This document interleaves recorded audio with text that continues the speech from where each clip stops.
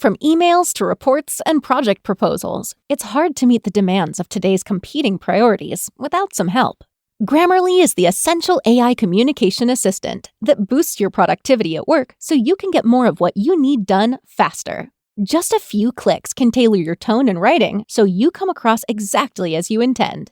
Get time back to focus on your high-impact work. Download Grammarly for free at grammarly.com/podcast. That's grammarly.com/podcast. Betting on sports can be hard, but hiring Morgan & Morgan is easy. Morgan & Morgan is America's largest injury firm. They have over 100 offices nationwide and more than 1,000 lawyers. Their fee is free until they win. Find out more information at forthepeople.com/bestbets or dial pound law, that is pound 529 from your cell phone, and that is FOR, thepeople.com/bestbets. This is a paid advertisement. Hey, warmer from the low. Welcome to lovely Las Vegas for Coast to Coast Hoops with myself, Greg Hoops Peterson, now part of the VSiN Family Podcast. We've got an excellent podcast for you as we're going to be joined in segment number 2 by one of our good friends, Tristan Freeman, who does such great work over at Bustin' Brackets. I have to talk with him about the, shall we say, issues that are popping up in the ACC national landscape of college basketball, how to gauge these conference games that are now in our lives, and so much more. And then in the final segment, going to get you guys picks and analysis on every game on the betting board for this college basketball Thursday as we hit some bank shots. If you do have a question, comment, segment idea, what have you for this podcast, you have one of two ways we fire those in. First one is my Twitter/X timeline at @JDUN_D1. Keep in mind, letters CM, naming does not matter, so as per usual, please do send these into the timeline. And the other way is find an Apple Podcast review. If you rate this podcast 5 stars, it is very much appreciated. From there, you're able to fire in whatever you'd like to hear on this podcast via that 5-star review. Did not get in any Twitter/X questions today, but we had a great day of college basketball to open up 2025 on Wednesday. Let's take a look back at it, try to find some trends, and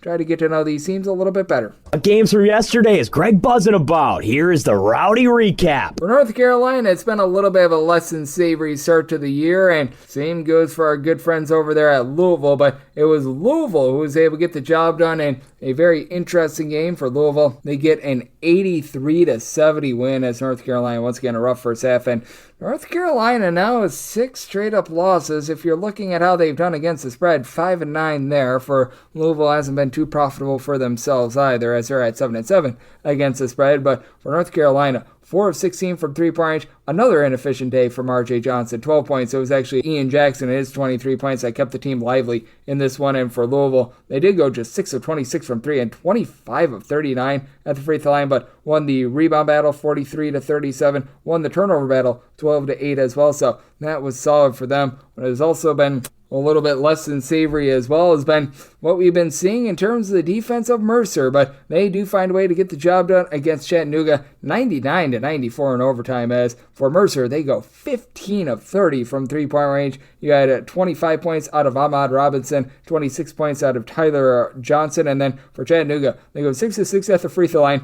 14 of 37 from three-point range. You had a champion performance from Frank Champion with 24 points, but Trey Bonham only 5 points in this one, so that was a rather fun and frivolous game. For IUPUI, aka IU Indianapolis, things have been much better for them this season, but boy, oh boy, they did not look better on New Year's. 77-61, Youngstown State able to get the job done, as Youngstown State has actually been a pretty rock-solid team to the under, and now they're 9-5 against the spread. This whole Horizon League, Saints, UW Green Bay, and Northern Kentucky has been very profitable for you, by the way, because even IU Indy now 8-6 against the spread with this loss, but for Youngstown State, who's been terrible from three-point range, 12 of 25 from three-point range. EJ Farmer was able to supply the team with 26 points, and also in the other Horizon League game, Fort Wayne, aka IPFW, they do get the cover against Northern Kentucky, so Northern Kentucky gets a 69-68 win, but they were laying between about 2.5 points in this one, so they're now 4-10 against the spread, while Fort Wayne now 9-5 against the spread. For Northern Kentucky, they got things slowed down, and they went 14 out of 34 from three-point range, as it was Trey Robinson who supplied 26 big points in this one. And for Fort Wayne, they did go 13 of 37 from three-point range, but they were unable to win the rebound battle. They lost that battle by a count of 41-32. So an interesting one to begin New Year's out there. For Wofford, things have not necessarily been so tremendous for them in terms of their defense, especially. Defense wasn't too bad in this one, but they do lose 68-66 against UNC Greensboro, as Greensboro now 7-4 against the spread, by the way, and for Mercer, by the way, 8-4 against the spread for them. So there are two teams out there in the SoCon that'll be able to make you some money. And for Wofford, they do go 9 of 23 from 3-point range, but they lost the turnover battle 12-3. And for UNC Greensboro, 16 big points out of Ronald Polite, who was missing for a little bit of time this year. So that was pretty rock solid. What else has been pretty rock solid? Old Sam Amford and them being able to get things cranked up as the Citadel now 3-5 against the spread, 86-56. They get completely bludgeoned. Not as hot as this trend though. How about Indiana State, them being a bulldozer to the over? 11 overs to 1 under. They play a game that saw just 64 points in the first half, and I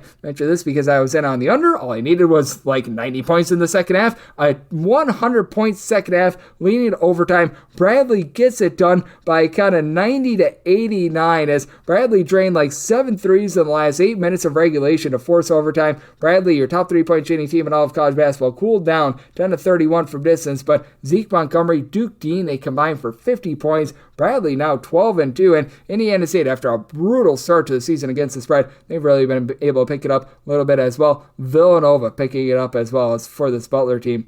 Man, oh man, this was not great for them. They were up 64-51 with 6:03 remaining, and then they got outscored 22-1 in the final 6 minutes of the game. Villanova gets the job done by kind of 73-65, and for Butler, they go 9 of 28 from 3. Patrick McCaffrey, 1 of 10 from 3-point range. He had 7 points on 12 field goal attempts. Butler, they only turned the ball over 6 times, but they lose a rebound battle 43-30, and that's been big for Villanova. And Boyaki, Wuka Poplar, they were able to combine for 29 rebounds, and your nation's leader in scoring, Eric Dixon, he upped that total as he was able to supply the team with 28 points. Valparaiso has been a very interesting team as well. They get the job done on the road against Missouri State. This by a count of 73-72. This was a game that was rather harebrained and frenetic throughout as well, with Valparaiso allowing Missouri State to go 8 of 18 from 3-point range. But for Valpo, they win the turnover battle by a count of 14-8, and they had Cooper Schwieger be able to supply the team with 22 big points in this one. And this has been one of your more profitable teams that's a little bit under the radar in Valpo. They're now 8-5 against the spread, so that's been an interesting one to be able to decipher and try to be able to figure out. This has also been a very interesting team, as Clemson has been able to make you a little bit of money at 8-6 against the spread, 85-71. They take it to Stanford. Stanford just 6 of 21 from 3-point range. For Clemson, they go 8 of 19 from 3-point range, with Chase Hunter being able to give the team 22 points, and they won the turnover battle 17-10 against the Stanford team that has been pretty good at protecting the ball. This team has not been good at protecting your coin, though. Southern Illinois, 4-8-1 against the spread. They lose at home to Evansville, 68-53, as they won 6 of 31 from 3-point range. Love Scott Nagy as a coach, but the team is right now 5-9 straight up. He did have 19 points, 10 rebounds out of Kennard Davis, but that was a little bit less than tremendous. And the Drake, they were one of your lone undefeated teams remaining in college basketball. They do fall on New Year's, 74-70. The final Drake has actually been really good to the under as well, but for UIC, they just flat out made shots. They shot 57.5% from the floor, 8 of 17 from 3. They won the turnover battle as well, 12-8. They do lose rebound battle, 28-19, but for UIC, coming up big in this one, you had Tristan Freeman along Javon Jackson combining for 31 big points, so they do find a way to persevere, and they do find a way to get the job done. Ever since Eric Conkle has taken over at Tulsa, they have been one of your least successful against the spread teams in all of college basketball, and now they're down 3-9 against the spread. This year as Rice, we give our own to Lane Kiffin. Go Owls. They take down Tulsa by kind of 70-64. As for Tulsa, 7 of 28 from 3-point range in this one. That has been a little bit less than tremendous for them, so we'll see where they go from here. And for DePaul, it does feel like the step-up games have become a little bit too much for them. They've been beating up on the lesser competition, and DePaul still solid 7-7 against the spread, but they fall to UConn, and they do not cover the 12.5, 81-68 final. This one as UConn goes 14 of 29 from 3, and solo ball, well, it was a solo dolo from 7 of 9 from 3, 22 big points out of him, 35-31. UConn is able to win the rebound battle. They do lose the turnover battle in this one, but for DePaul, just 3 of 12 from 3-point range. UConn ran them off the 3-point line, so that was big, and this was also pretty massive, as Miami has been a massive disappointment. Boston College, ever since they came in Islands when they have not been great, but 78-68, Miami falls in their first game without Jim Larinaga. Miami now 4-9 against the spread, by the way, this season. As for Miami, 5 of 23 from three-point range, and Boston College, they were 5 of 13 from three-point range, with Boston College having every single one of their starters being able to score in double figures. Boston College also wins the rebound battle 40-33, so the interim coaching regime not getting off to a very good start. So that's not tremendous for Miami, but what is tremendous is taking a look at what we're getting in college basketball right now. So overall for the season, it has been an underdog season, with underdogs sitting at 51%, 1,105, 1041, and 32 against the spread. Meanwhile, the overs continuing it at above 50.5%, 1,084 and 161 overall for the season. And if you look at the last 7 days in college basketball, has been a little bit more of an underwhelming, shall we say, span. 76 under, 72 overs, and a few pushes, while the underdogs just continue to bark 84, 64, and 3 against the spread. So that's what we're seeing right now in college basketball, and that's what we all got on this New Year's Day, Wednesday. Now let's take a look at Thursday. Let's take a look at what we're going to be getting in ACC play, and so much more with our good friend Tristan Freeman of Bustin' Brackets on the flip side here on Coast to Coast Seats with myself, Greg Peterson, now a part of the Beast and Family Podcast.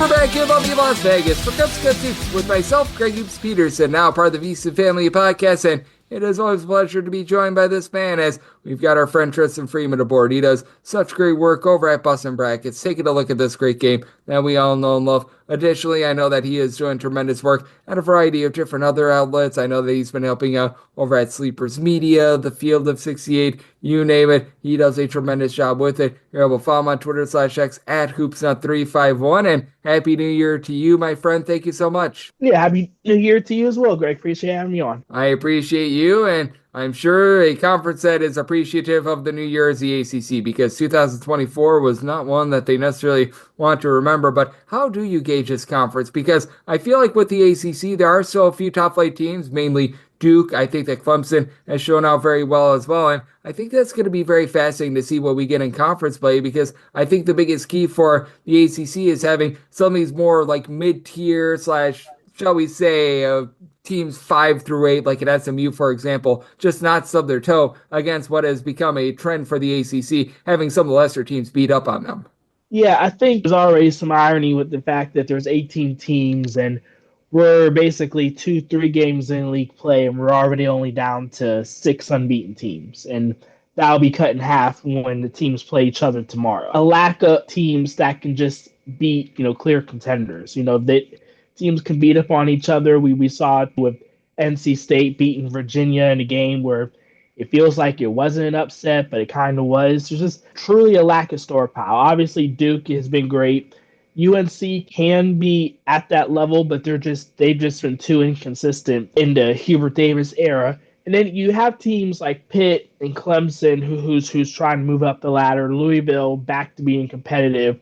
But then you also have teams like Miami and FSU who've taken a step back, and Syracuse as well. So even if there's one step forward for some teams, others are taking a step back. And obviously the head coaching turnover has played a huge role in this. But ultimately, the ACC got plenty of work to do just to get some teams that are truly nationally competitive again. Yeah, no doubt about it. It has been a little bit rough for the ACC. And has there been a team or two that you see a little bit of upside with? Because the team that I just keep coming back to that I feel like could be able to help elevate this conference a little bit, they showed relatively well in the non-conference, is, ironically enough, SMU, the team that essentially bought their way into the ACC. And I take a look at what they've been able to do, and they're a team I do think that has a lot of upside moving forward. Yeah, the Mustangs have had a good start in all their top sports.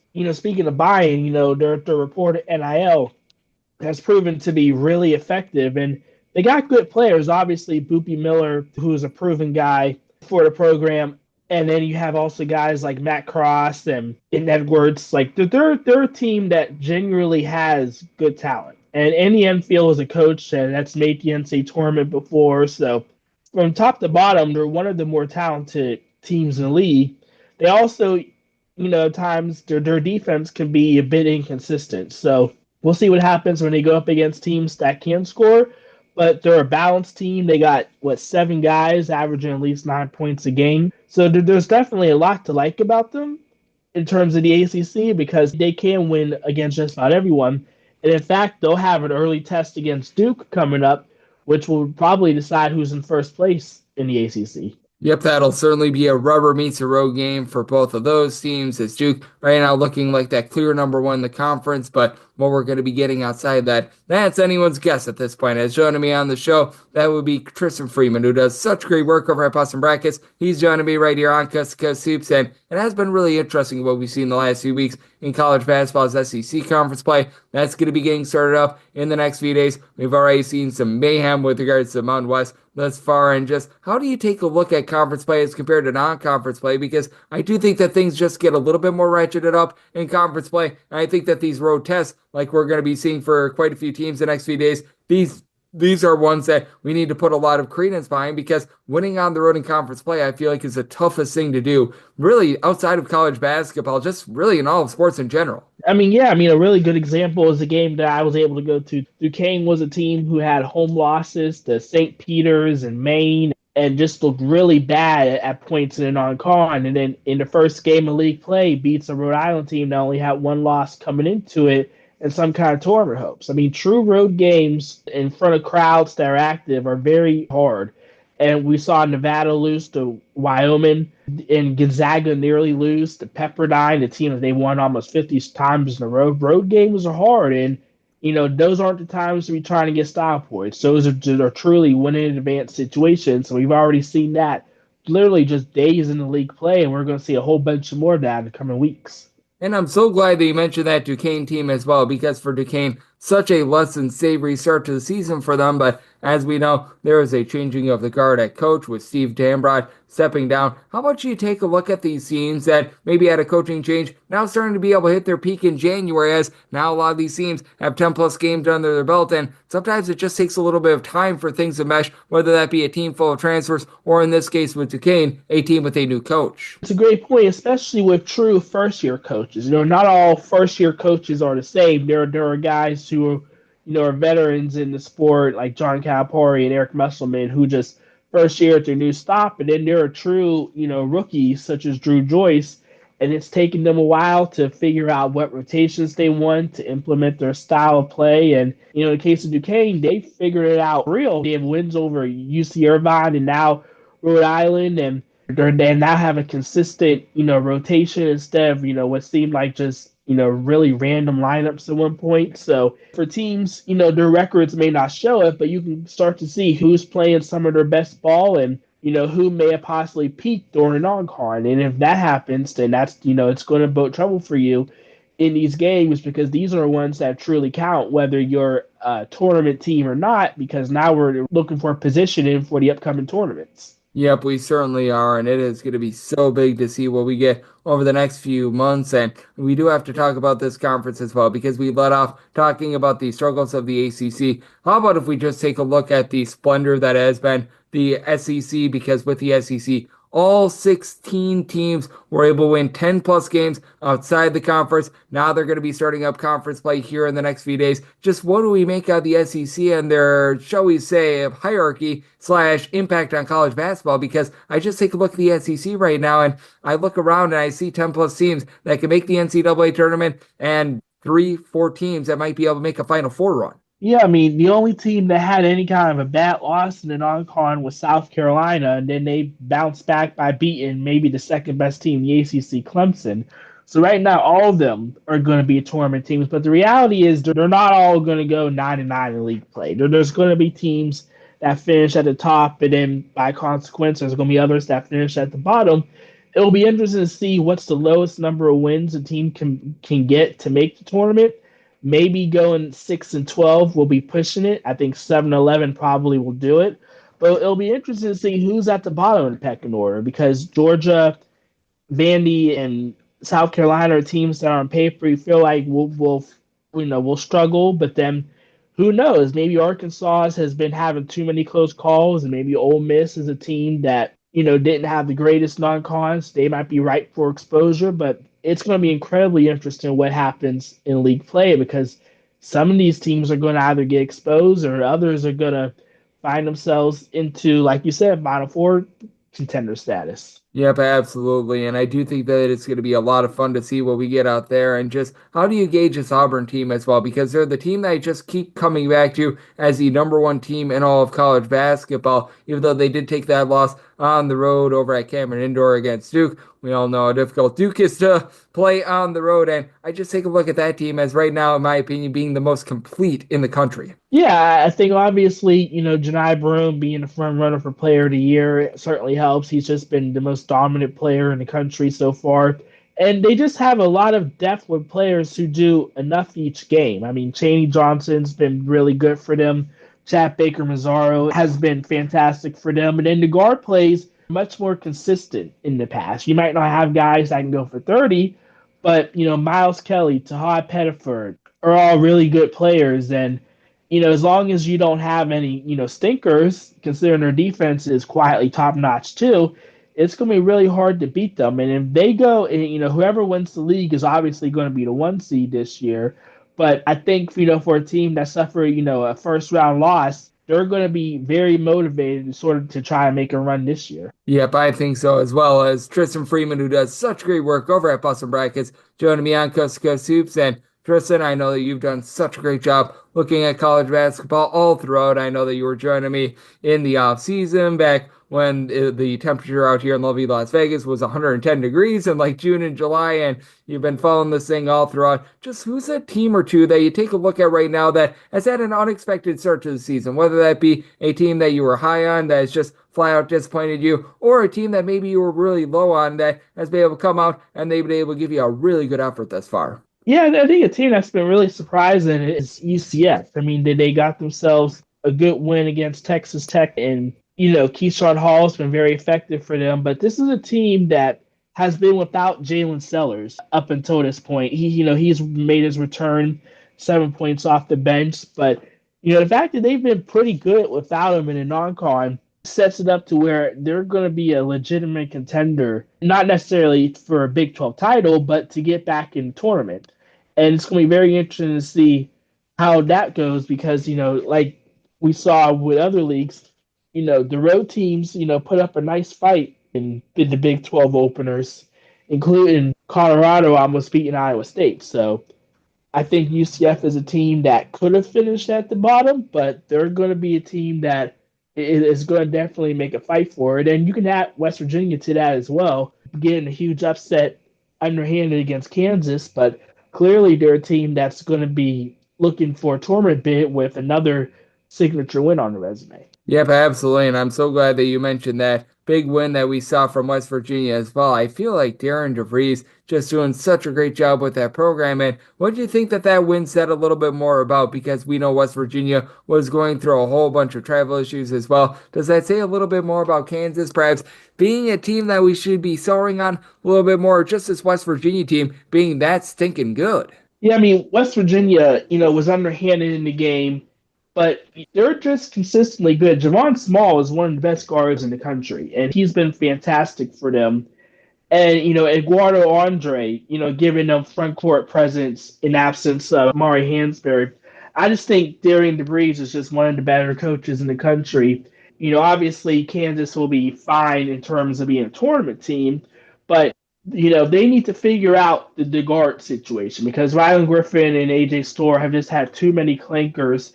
And if they're going to rely on David Coit and Zeke Mayo to win games in Big 12 play, then they're ultimately going to be more vulnerable than we maybe thought in Big 12 and in postseason. Yep, I think so as well. And for AJ Storr, it just feels like he's a little bit of a chucker, for lack of a better term, as well. A guy that can go out there, give you 25 points on any given night, but on any given night as well, it could be a little bit of a clunker. But a man that never ever gives us a clunker, a man that always gives us a tremendous effort, that'd be you, Tristan. I know you did such great work in 2024, taking a look at this great game that we all know and love of college basketball. I know that you're going to be doing great work in 2025 and beyond. Let the good people at home know it's all on tap for you and how people can follow along on social media and other platforms. Yes, sir. You can follow me at HoopsNut351 on Twitter/X and also at Bustin' Brackets. And we're now squarely in the league play. And now there's going to be games going on every day. And can't wait to break it all down.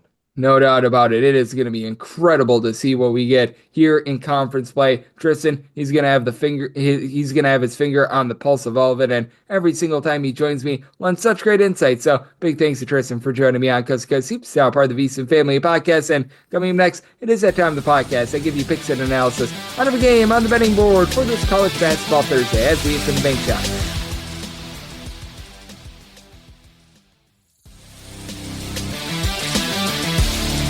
And we're back here in lovely Las Vegas for Coast to Coast Hoops with myself, Greg Hoops Peterson, now part of the VSiN Family Podcast. It is always great to get Tristan Freeman aboard. He does such a great job over at Bustin' Brackets, looking at this great game that we all know and love of college basketball. Every single time he joins me, lends such good insights. Did so once again today, so big thanks to Tristan for joining me in the last segment. Now it is that time of the podcast. I give you picks and analysis on every game on the betting board for this college basketball Thursday as we hit some bank shots. Most financial establishments close at a certain time, but not here. It is time for a side and total on every game on today's betting board bank shots. Do note that as per usual, any changes that are made to these plays will be listed up on my Twitter/X feed at GNN_D1. Going to be going in the Las Vegas rotation order. This is where we go with the bigger conferences first, and then these conferences will be at the bottom. This will include the Big South, the Patriot League, the America East, the MEAC, the SWAC, the Northeastern Conference, the Southland. We have, I believe, hit all the ones that we're going to be seeing for today. So how about if we do dive in and start things off with 707, 708 on the card. Appalachian State plays host to Troy. The men of Troy are a 2-point favorite. Still on this game, it is 134 to 134.5. Did set my line at a 4.5. I'm going to be willing to lay it with Troy. With Troy, this is still one of the better teams in all of college basketball, being able to generate turnovers. So they themselves well outside the top 300 in terms of ball security, as they are forcing north of 15 turnovers per game. They are turning the ball over about 16 times per contest, and team that's only shooting 28.5% from three-point range. I do think that there's going to be some positivity with this. So, like, you've got Miles Rigsby, their top scorer, lone guy that's giving you north of 9.5 points per game. Right now, shooting 23.5% from three-point range. I don't think that he's going to be able to duplicate the more mid-30s that he had last season, but at the same time, I don't think that he's as bad as the 23% three-point shooting that we've seen this year. As a matter of fact, each other top four scorers are all shooting below 26% from three-point range. Again, I don't think that they're as good as they were in terms of their three-point shooting from a season ago, but I do think that they are doing for a little bit of positivity. And for Appalachian State, they've really been struggling with regards to their outside shooting as well. This is a unit that they shoot about 34% from three-point range, but out of their top three scorers, two of them shoot below 31% from the outside. Now, CJ Hundley, good versatility. He only shoots about 30.5% from three, but 6'11", throws in there 14 points, 5 boards, so he's been solid there. And Miles State does give you 5 assists, 2.5 steals per contest, but you just don't have the same depth that this team did a season ago. They've also been dealing with an injury to Ben Ezigu, who I thought that he was going to be taking a little bit of a bigger role. Thought that he was going to be able to fill in a lot of what you lost with Trayvon Spillers hanging on over to Wake Forest, just as Oppenay will be out there. And for Thomas Dowd, he's been able to give this Troy team a little bit over 5 rebounds per contest. The heart and soul of Appalachian State last year was being able to hit the glass. They haven't been quite as effective there, and that's caused their defense to slip outside the top 150 in terms of points allowed on a per possession basis. It's a Troy team that's been a little bit up and down, but still in the top 100 in terms of points allowed per possession. And if you look at them just in road and neutral court games, they're a top 30 team with regards to that defense as well. So do you think they get a little bit of a lower scoring slog in this game? Semi-total 132.5. I'm in on the under, and I'm willing to lay up to 4 with the men of Troy. 7-9, 7-10 on the betting board. Hampton is on the road against Charleston. Charleston is a 9-point home favorite, and your total on this game, that is between 147.5 to 148, and so Charleston is an 11.5 point favorite. I'm going to be willing to lay the number. The way that Charleston has been able to stroke it from three-point range has been very impressive, with Ante Brzovic being your main man. 19 points, 8 boards, 3.5 assists, as a 6'8" combo player that's shooting north of 42% from three-point range. This is a Charleston team that is coming off of the Diamond Head Classic, so relatively fresh team, and so they played a lot out there in Hawaii, but at the same time, they had about a week or so to be able to recharge. Meanwhile, you've got an Hampton team that has been able to get quite a bit down the line of Karius Mullen. 9 points, 7.5 rebounds per game, and we've noticed this with Hampton. They've decided to really slow things down a little bit more than they have in past years, and it's been working out for them. In terms of total possessions per game, this Hampton team that is checking in more in the neighborhood about 300th in the country in terms of total possessions per game. Meanwhile, College of Charleston, they're looking to just absolutely run it and gun it. This is a team that's in the top 50 nationally with regards to total possessions per game. As a matter of fact, top 25 nationally. But for Hampton, you've had George Beal, Noah Farrakhan in this backcourt be able to supply the team with a combined 26 points per contest. Beal is shooting 39% from three. Overall, it's a Hampton team that they shoot about 34% from the outside, and the way that they've been able to play relatively even up in terms of the, shall we say, perimeter game has been big for them, as Hampton is playing much better defense than they have in the past. Doesn't sound like much, but they're about 172nd in the country in terms of points allowed on a per possession basis, but they're giving up more than 6.5 points fewer per one-arm possessions this year than they did a season ago. Last year, they were closer to about 300th in the country in terms of points allowed on a per possession basis, and they're allowing opponents on the road to shoot about 34%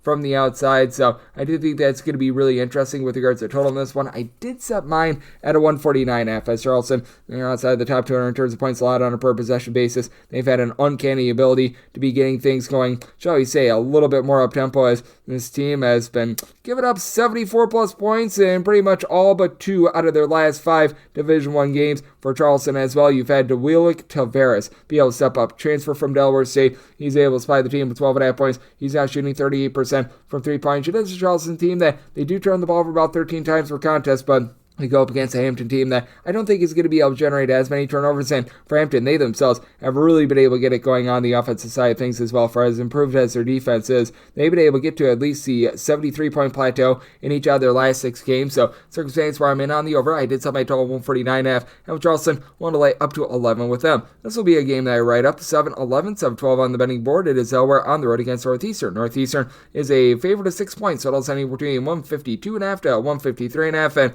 I'm writing up the under. I did set my total at a 145 with this Northeastern unit. They've been able to do a relatively solid job of being able to find good open looks from three-point range, and they've got really good versatility, which is why I also did set them as a 7-point favorite. I'm going to be willing to lay the number. Northeastern has been a top 75 team in all of college basketball in terms of points allowed on a per possession basis, and this is a Delaware unit that has been able to shoot it really well from three-point range, as Delaware is right now overall as a collective shooting 37% from the outside, but do wonder if that's going to dry up a little bit against the Northeastern team that has been able to do a nice job with having so many guys that have been able to hit the boards, like Harold Woods has been able to give you about 8 or so rebounds per game. It's a Northeastern team that they've been giving it up a little bit from three-point range or outside the top 135 in terms of opponent's three-point shooting percentage, but what they're not doing is allowing teams to be able to have second chances. This Northeastern team, in terms of percentage of missed shots that do result in an offensive rebound, right now they're checking in the top 100 nationally. Opponents are only getting an offensive rebound on 22.5%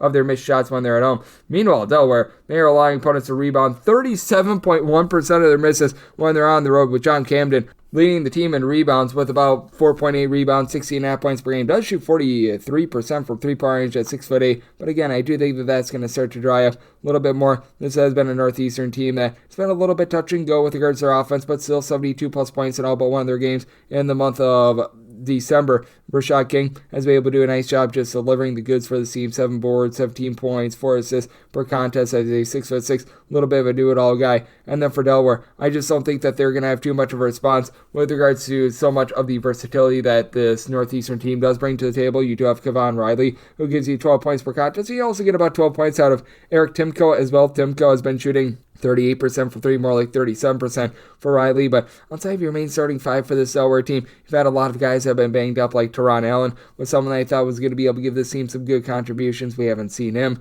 in darn near a month. You haven't been able to get a lot out of Gabe Moss as well, another guy that's been dealing with injuries. They just ended up getting him back in the lineup after he transferred in from the non-D1 ranks as well. So I do think that the lack of size is going to be costly for Delaware. This is a Northeastern team that likes to be able to slow down games, while Delaware is looking to run it and gun it. Delaware, a top 75 team in terms of total possessions per game. Northeastern, well outside the top 200. So I do think that Northeastern gets this game slowed down. I do think that they do a nice job guarding the perimeter and get the job done here. So to set my line at 7, I'm going to be willing to lay with Northeastern and writing up this total, and I'm writing up the unders. I did set my total at a 145. 7-13, 7-14 on the betting board. Monmouth plays those to Stony Brook. Stony Brook does find themselves as a underdog of 6 to 6.5 points total on this game, between 143 to 144, and set Monmouth as an 8.5-point favorite. I'm going to be willing to lay the number. Now, I recognize that Monmouth is 2-11 straight up, and that's less than savory.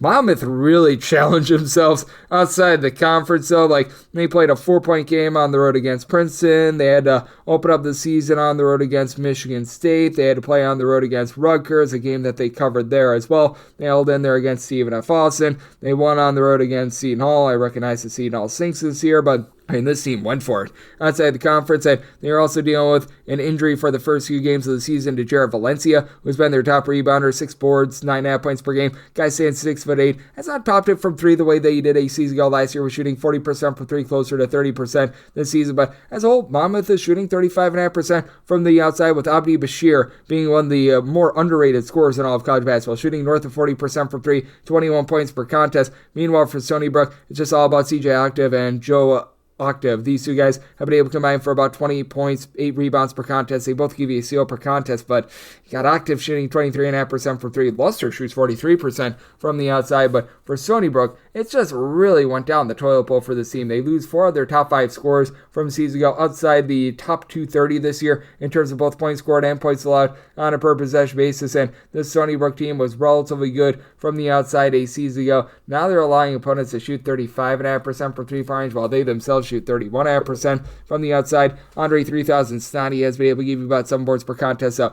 that's been pretty rock solid, and I like Ben White, and his upside comes in from old William and Mary, 9 points a steal per contest, but I do think that for this Monmouth team, they're going to do an okay job, be able to value the ball here. For Stony Brook, the offense is starting to come back to them. They have been able to score at least 70 points in now 3 of their last 4 games. God, Monmouth team has been up and down. They did cover that game against Auburn, albeit they lost that game by 31 points, but on defense have also given up 70-plus points in every one of their games since the beginning of the month of December. So I do think they get a little bit of a higher scoring expose in this one. Did so by total at a 144.5 in on the over, and with Monmouth, we'll lay up to 8 with them. 7:15, 7:16 on the betting board. Florida International is going to be playing against Middle Tennessee. Middle Tennessee is a 4 to 4.5 point favorite, and your total on this game, it is 149, and I did sell Florida International as a 6-point underdog, so I'm going to be willing to lay with Middle Tennessee. We saw Middle Tennessee just before Christmas actually lead at the half on the road against Tennessee, and I like what I'm seeing out of this Middle Tennessee unit. They were all sorts of banged up a season ago. They're bringing back Justin Porter, who's been able to supply the team with 15 points, steal and per contest, and that's always been the name of the game for this Middle Tennessee team. They don't necessarily generate a ton of turnovers, but they get a bunch of live ball turnovers. Each of their top 5 players give you at least 0.9 steals per contest. Cameron Weston, he's back after he was banged up last year. 11.5 points, 3.5 assists. He's popping it from 3-point range at about 35%, and what has been an X factor this year. Typically, Middle Tennessee a little bit more, shall we say, lackadaisical on the glass. Isam Mustafa, who was really good over at Coastal Carolina a few seasons ago, 8.5 boards per contest. He should be able to win that battle down low against the Florida National team that they're relying upon Jaden Bruder to do it all. Jaden Bruder, 15.5 points, 5.5 boards, 3 assists per contest, and for Florida National, they're better than the team last year where they were like one of the worst teams in all of college basketball at being up at the glass. They're still outside the top 250 in terms of their rebound rate, but they're not like dead stinking last. You've been dealing with an injury to Jonathan Ibar, though. 6'11", Vinay Salashum. He's been able to come in from Cameroon. He's been able to give you about 9.5 points, 4 boards per contest. But for Florida National, even though the 3-point shooting percentage defense is much better than it was last year, they were quite literally dead last in all of college basketball. Also shooting 30% from 3-point range this year, so it's mitigated a lot of these successes out there. You've got Deshaun Giddens, who's able to give you about 9.5 points per contest. You've been able to get about 9 points as well out of Isam Jones, who's come in. He's been able to give the team only about 30% 3-point shooting, but has also thrown in there 3 assists per contest. But do you think that with the way that Middle Tennessee generates turnovers and the way that this team is just getting after it on defense, this has been a team that has now given up 65 points or fewer in 3 of their last 5 games. They've given up fewer than 70 points in all but 2 out of their last 6 games, with those 2 exceptions coming against Tennessee and Belmont. Certainly understandable there that they're able to put the clamps down in this one. I did set my total out at 146, so I'm in on the under, and I'm willing to lay with Middle Tennessee. 7:17, 7:18 on the betting board. Florida Atlantic is going to be playing us in Memphis. Memphis is a favorite of 2.5 points. Thoughts game between 159.5 to a 160. I did set Memphis as a favorite of 4.5 points. I'm going to be willing to lay this number with Memphis. I do think that they are going to be able to outclass this Florida Atlantic team, even though the turnovers are still a little bit of a concern for Memphis. That really has been a hallmark of Penny Hardaway coach teams, as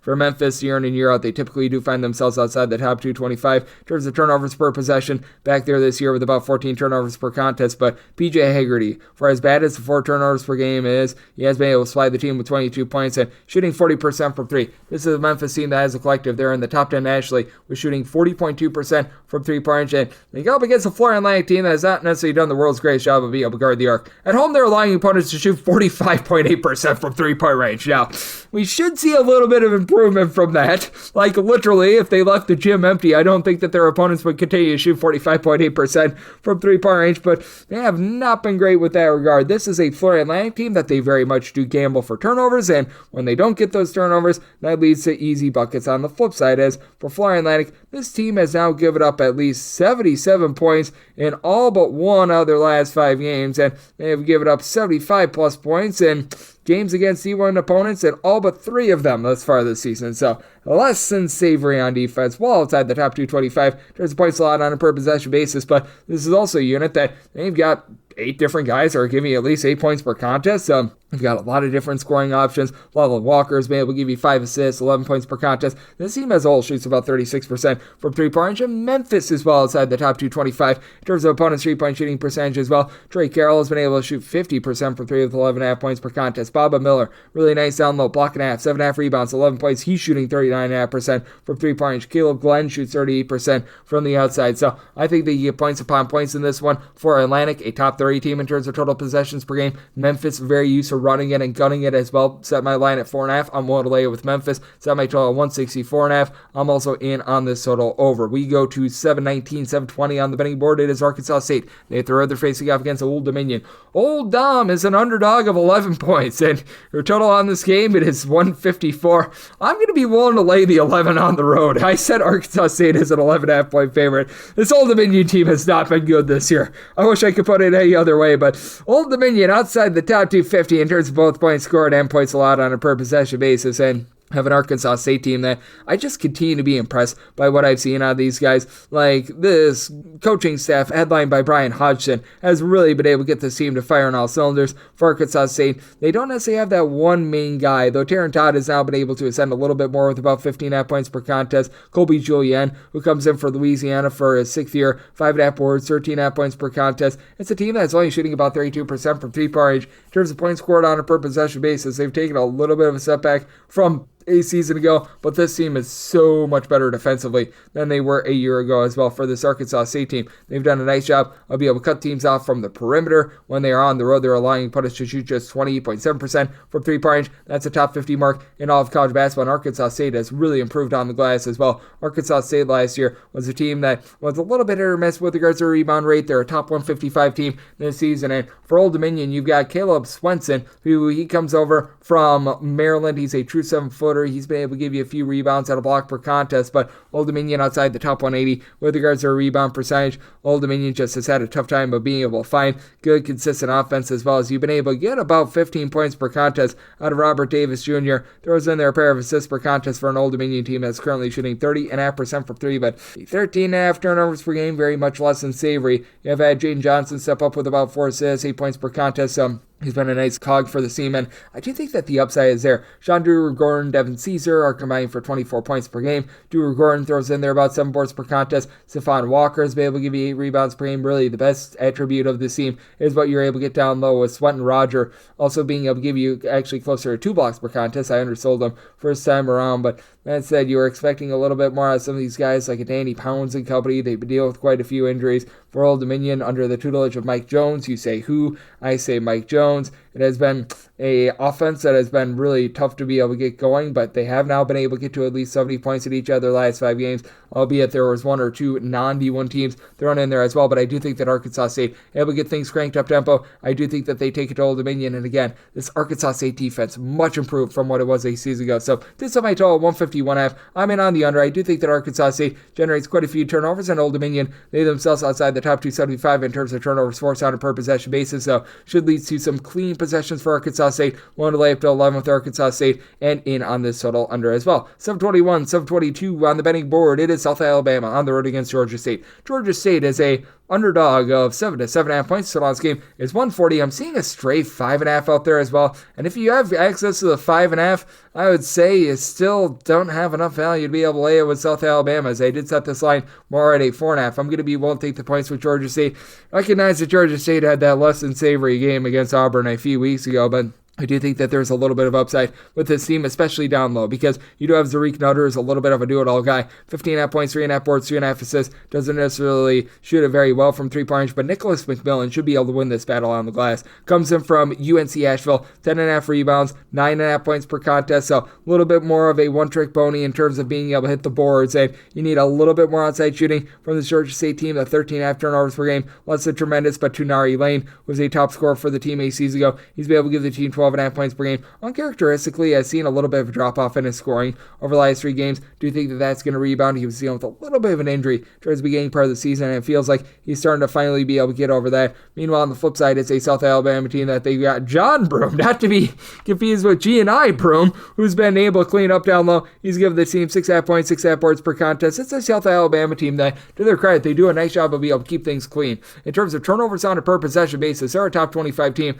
in all of college basketball. And Broome has been able to lead a team in South Alabama that's been relatively solid on the boards. They're in the neighborhood about 230th in the country with regards to their overall rebound percentage. Georgia State, they're more around about 130th, so you've got a bit of an advantage there. You've got Miles Corey, though, 17.5 points, 4.5 assists, 2 steals per contest. Overall for South Alabama, shoots about 33.5% from three-point range, going up against the Georgia State team that's well outside the top 220 in terms of points allowed on a per possession basis. Now with Georgia State, you do have your big question marks as to this team is going to be able to take care of the ball as well, because on top of this South Alabama team not being a team that really turns it over, they generate north of 10 live ball steals per game as well. If you're looking at turnovers forced on a per possession basis, South Alabama, a top 50 team in all of college basketball. Georgia State, just not quite that. They're about 341st in all of college basketball, so that'll lead to more possessions for South Alabama. But I do think that Georgia State, being able to get those second and third chances with Nicholas McMillan, going to be able to help them be able to remain in this game and be lively. I did set my total 142.5. Georgia State looking to play a little bit more up-tempo,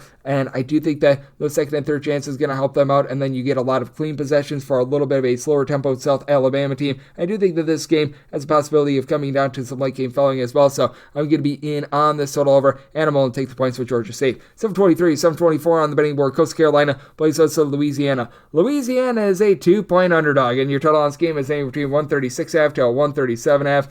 I did set Coastal Carolina as a 5.5 point favorite. I'm going to be willing to lay the number. Who knows what the heck we're going to get out of Louisiana, because Bob Marlin had been the coach of this team for over a decade, was relieved of his duties about 10 or so days ago, so we've got a little bit of a changing of the guard here for a Louisiana team that has been a skid mark on the underpants of college basketball this year. You've got the gentleman from Morocco, Mustafa El Montequil, who's been able to give you 11 points. He throws in there about 4 boards of steal and half per contest, but this team is shooting about 32% from three-point range. Louisiana last year was one of your best three-point shooting defenses in all of college basketball. This year they're getting just torched from the outside. They're outside the top 225 in terms of opponents' three-point shooting percentage. They're getting absolutely blow-torched on the glass. This is a team that's well outside the top 275 with regards to rebound percentage as well. So has been a big, giant difficulty there. And then you do have a Coastal Carolina team that is slowing things down to a crawl. They're outside the top 325 in terms of total possessions per game. Rashid Jones has been your main man, 13.5 points, shooting 45% from three-point range. But I do think that this team should be able to handle things down low. You've got Noah Ammenhauser, 7'2" big man who comes over from Grand Canyon. He's been able to supply the team with about 6 boards per contest. Now, you do want to know with Ammenhauser, he was missing for the team's last game. That happened a few weeks ago. That was against a non-D1 team, but I think that he should be good to go in this one. I thought that was a little bit more precautionary than anything else. You'll see a lot of these guys sit out these games against non-D1 teams, but overall for Coastal Carolina, you've also been able to get quite a bit of production with 9.6 boards out of Denzel Hines as well. At 6'7", good versatility, able to pop it from three, though he's not necessarily the world's greatest three-point shooter. Overall, the team is shooting about 34.5% from three-point range, and for Louisiana, just don't have a lot down low. Kyron Ratliff with his 5 rebounds per game, right now leading the way, and Michael Thomas with about 2.5 assists per game. He's had to headline this thing as Kendall Garnett net is really the lone of their top 5 scorers back from a season ago. He's overall for his career been north of 40% three-point shooter. We've seen a little bit of a drop-off there, and for Louisiana, not being able to get him going off the ball has really led to a drop-off with regards to their scoring. In the month of December, Louisiana did not exceed 68 points in a single game, and for this Louisiana team all season long, it has been an almighty struggle for them to be able to get points up on the board. They've been able to break 70 points against 3 Division I opponents all season long, but I do think that Coastal Carolina goes in there, takes it to them. I'm going to be willing to lay up to 5 with Coastal Carolina. Did set my total 137.5. I do think that with Louisiana and their coaching regime change, you're going to look to crank things up tempo a little bit more. I do think that this game is close enough for late game felling. So in on the over, and I'm going to be willing to lay it with Coastal. 725, 726 on the betting board. Campbell plays also Drexel. Drexel is a 4 to 4 9-point road favorite. Totals between 133.5 to a 134. With Drexel, I did set them as a 6-point favorite. I'm going to be willing to lay the number.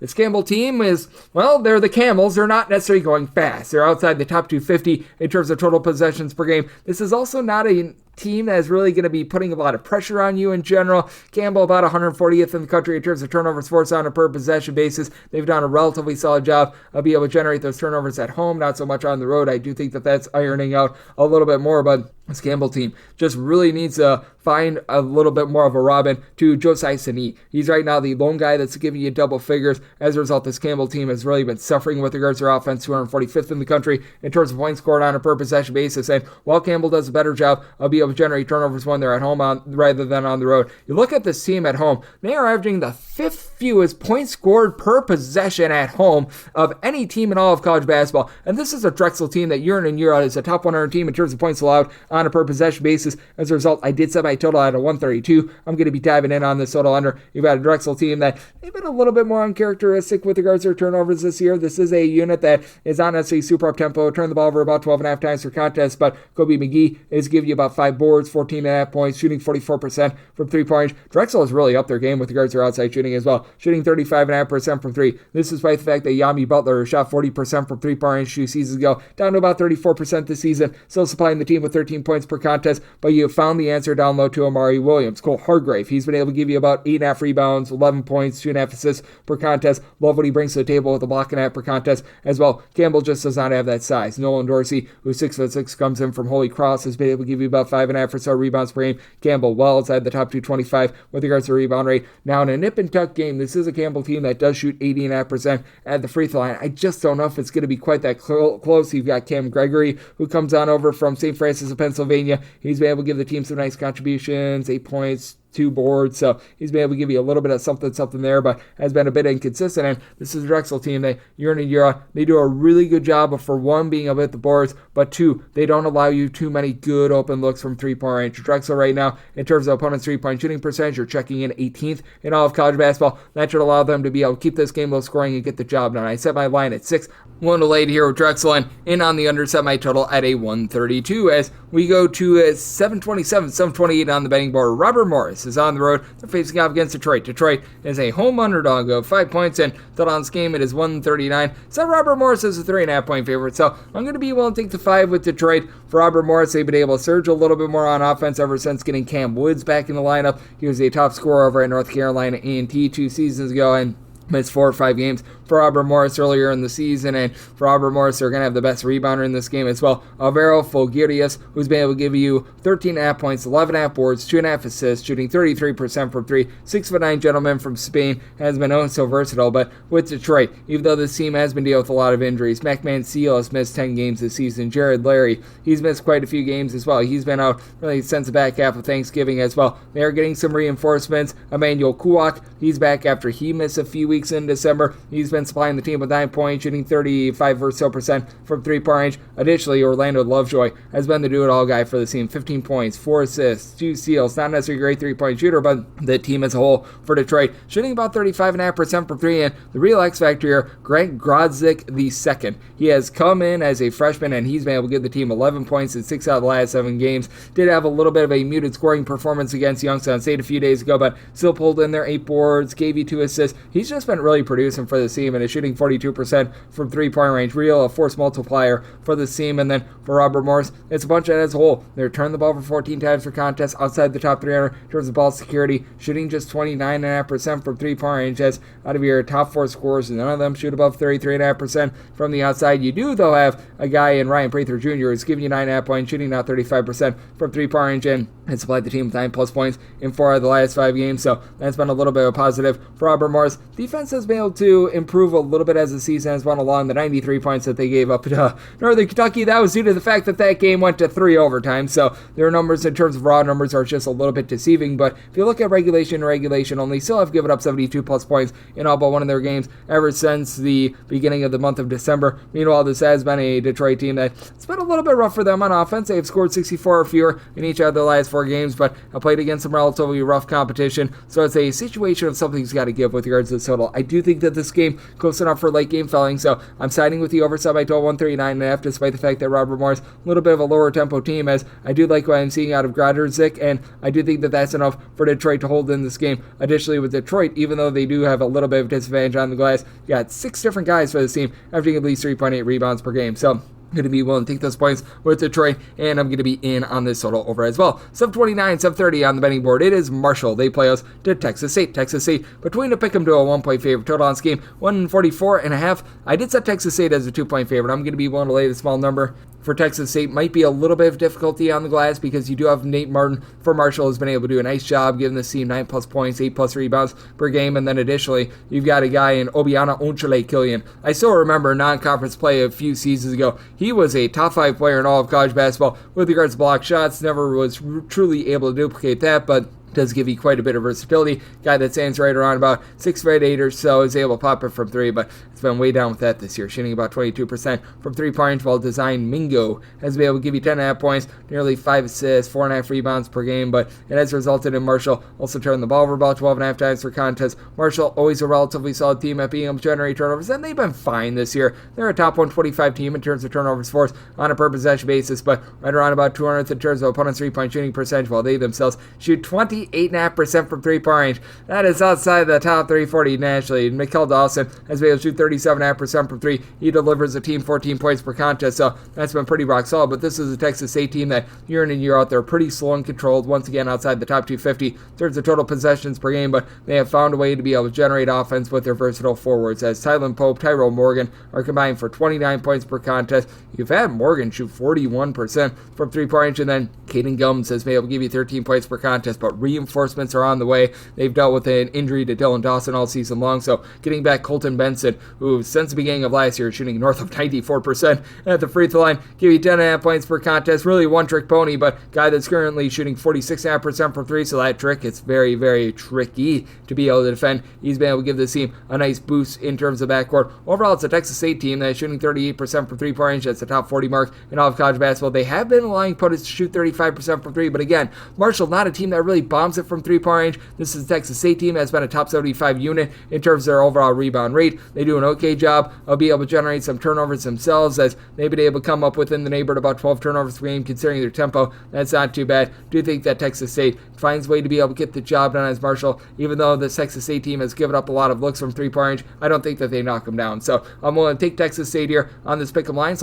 as a 1-point favorite. This up by total 146. Marshall still a top 100 team in terms of total possessions per game, and alongside the top 200 in terms of points allowed on a per possession basis. So in on the over and in on Texas State. 731, 732 on the betting board. Southern Miss on the road against James Madison. Our nation's 4th president is a 12.5 point favorite, and your total on this game between 141.5 to a 142. Set by total 143.5. I'm in on the over, and it's just as easy as this when it comes to taking a look at Southern Miss totals. Is Andre Curbelo going to be playing or not? Because with Andre Curbelo, this team always cranks it up tempo, and you've seen without Andre Curbelo in the fold, Southern Miss is one of the slowest teams in all of college basketball. Andre Curbelo was dealing with a suspension a little bit earlier in the season. He was out for about 7 or so games. He came back just before / just after Christmas. In the last game against a non-D1 opponent, he was back out there. You had an Andre Curbelo like sideline. 8 points, 5 steals, 5 assists, 3 rebounds, and 3 turnovers in 25 minutes. So that was interesting to say the least. And he'll be able to give this team some offense. He'll dole the ball out, and he'll turn the ball over about 5 times. That's exactly what to expect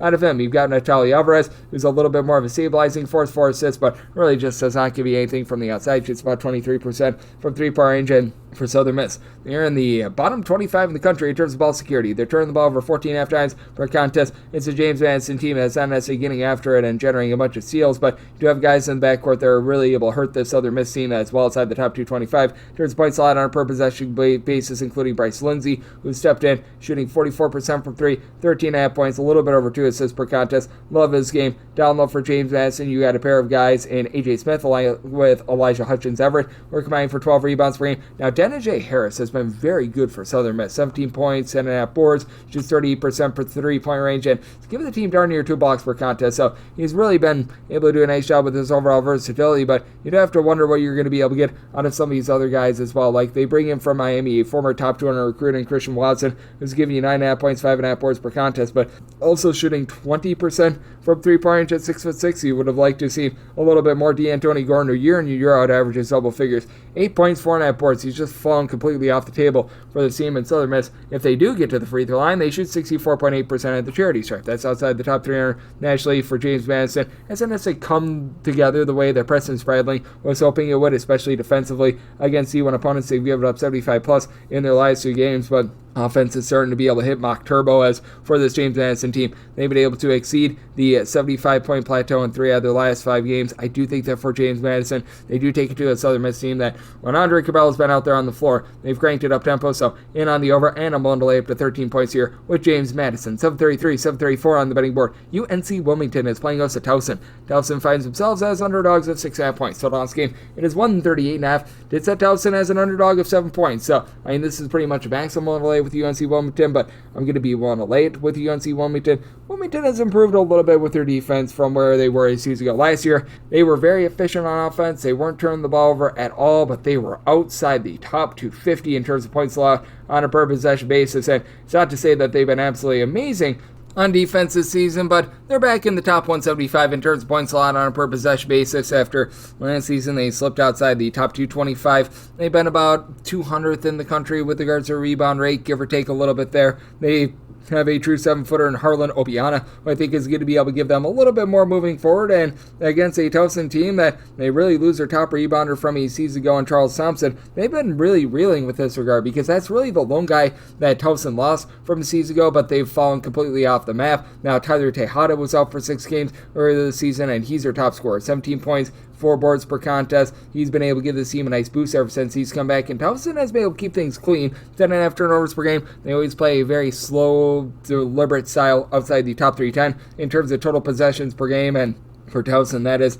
caused them to really be a team that has been rough with regards to offense, as the team has scored 71 points or fewer in all but, I believe, one of their games this far this season, and that game was against a non-D1 team. So Towson has really not been able to light the world on fire, despite the fact that, as a whole, they've been able to do an okay job of being able to flow their offense. They just play at a really distinctly slow style in general that it does bog down their games. UNC Wilmington outside the top 200 in terms of total possessions per game as well. So I do think that this is going to cause for this game to be a little bit of a lower scoring slog. I set my total 133. I'm in on the under. We've got a UNC Wilmington team that relies a lot on Donovan Newby in the backcourt to be able to generate the offense. 3 of 6, 16 points per contest, and they've dealt with a few injuries of their own. They've only had out there Elijah Jamison for 4 games this far this season. He's been missing since Thanksgiving, so that's been a little bit of an issue for them, but they've been able to make do with having back in the lineup one Mr. Noah Ross, who's been able to give you 10.5 points, 7 boards. He was missing for quite a bit of time in December. Since he's come back, 12 plus points in 2 out of the last 3 games.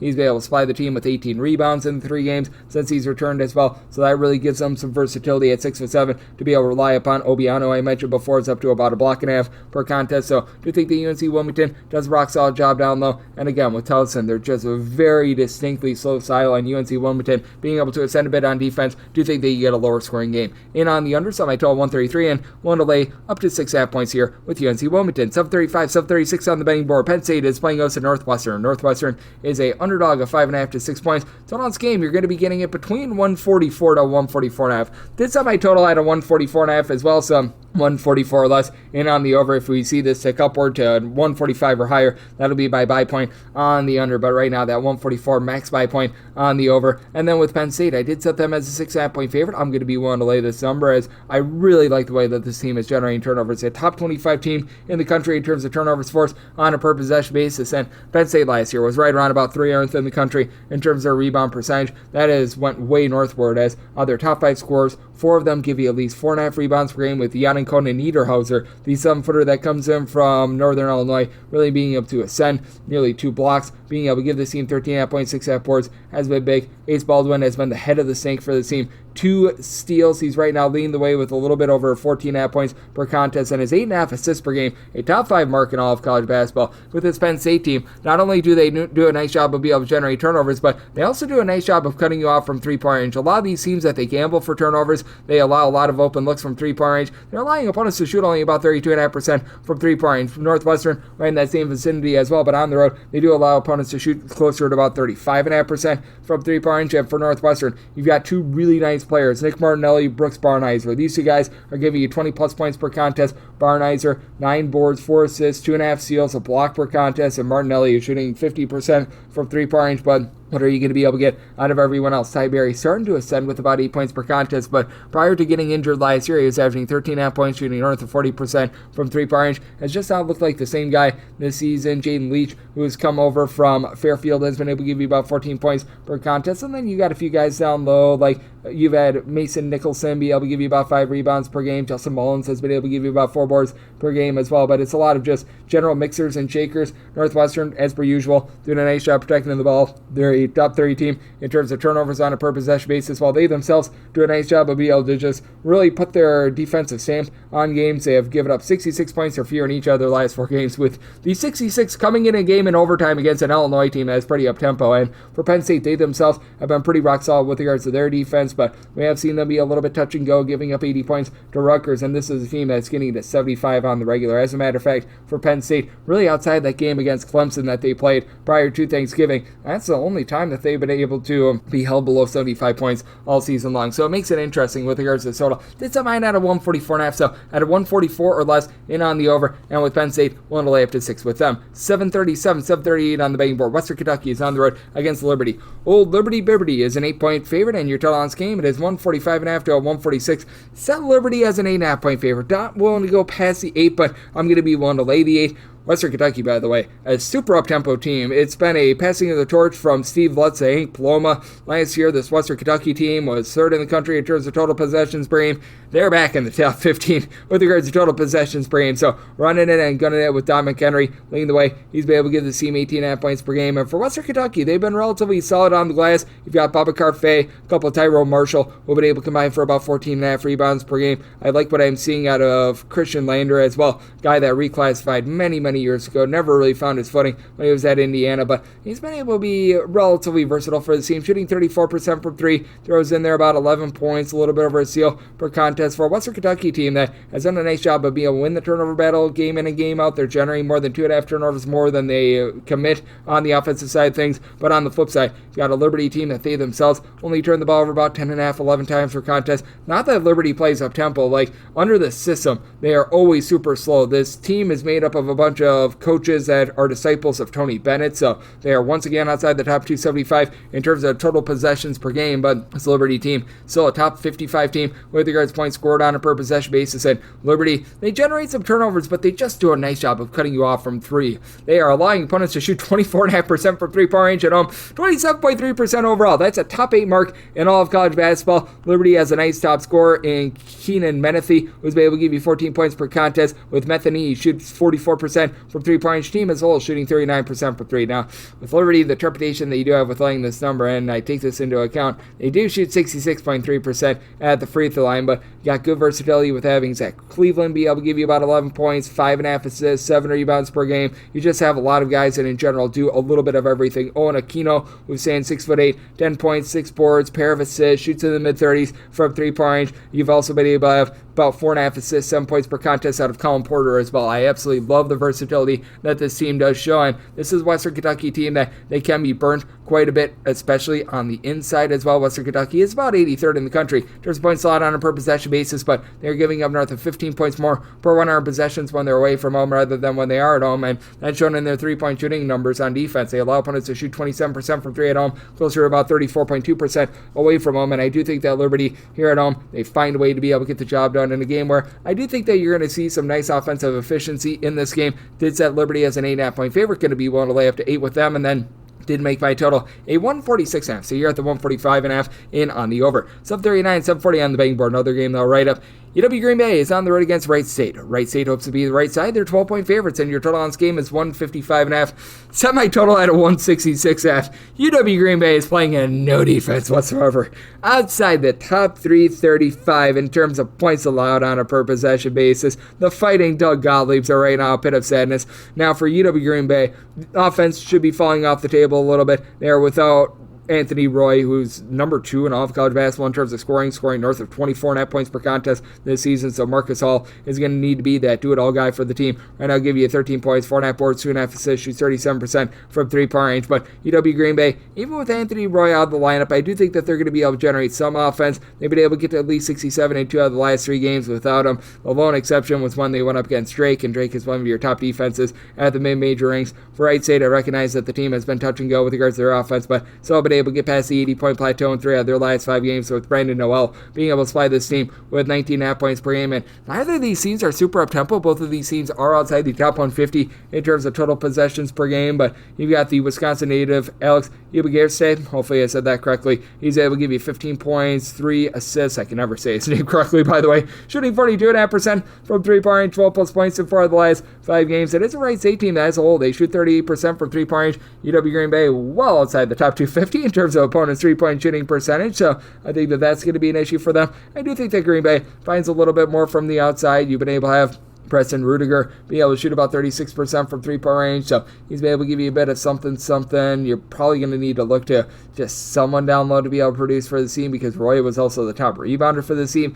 This leaves them without a single guy that gives you north of 4.6 rebounds per game, and you know what that means for Wright State. If they do miss a shot, that means that they're going to be able to get some second chance looks. They might be able to get some third chances as well, especially with what Noel is able to do down low. Fully recognize that this is not a Wright State team that's necessarily giving you the world's greatest effort on the glass outside of Noel, but that said, this is a UW Green Bay team that's allowing opponents on the road to rebound 34.9% of their missed shots. That's well outside the top 325 in all of college basketball. Wright State, they're a little bit better on the defensive glass. They allow opponents to rebound about 26% of their misses. I do think that you get an up and down game, and I do think that Wright State absolutely takes it to a UW Green Bay team that looks dead at this point. I set my line at 16.5. I'm going to be willing to lay it with Wright State, and with regards to right-up, and on the over, set my total 166.5. 741, 742 on the betting board. Hofstra plays us to William and Mary. You don't just get William, you don't just get Mary, but you get both, and you get 5.5 points with America's favorite tag team, as Hofstra is a 5.5 point favorite. Total is anywhere between 149.5 to 150.5, and you know what? We can't take America's favorite tag team. We would need to be getting 7 with them, because you are getting a 2-on-5 matchup here.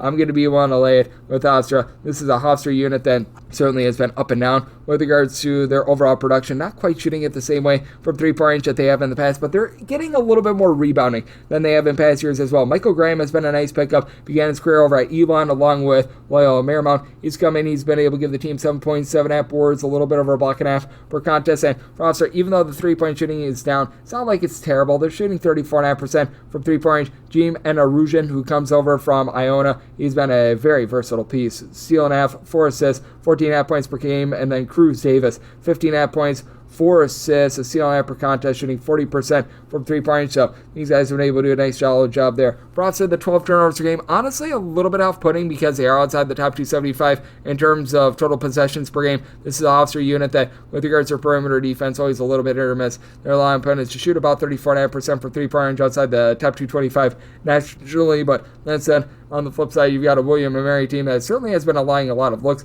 from three-point range as well. They're allowing opponents to shoot 36% from three-point range, and with Mr. Earl coming over from Cornell, this has been a team that has absolutely cranked up their tempo. William and Mary last year outside the top 330 in terms of total possessions per game. William and Mary here this year, top 65 in terms of total possessions per game. So we have seen a massive tempo shift there, and with the Earl style, it's always a whole is greater than the sum of its parts approach. You've got essentially like 9 different guys guys are getting north of 13 minutes per contest for this team. You've been able to have Noah Collier be that main man down low, about 6 boards, 14 points per contest, and he's shooting 37.5% from three-point. And William and Mary as a whole, they shoot 35.5% from three. They are turning the ball over about 13 times per contest. This is an Hofstra team that doesn't necessarily generate a whole bunch of steals, and it has been a Hofstra team that's had a little bit of a tough time of their own being able to put the ball in the basket against D1 opponents because they have played against a bunch of non-D1 teams thus far this season. They've only been able to break the 70-point plateau twice. One of those games was a game that went to overtime, so do have your trepidations there, but you've also got a William and Mary team that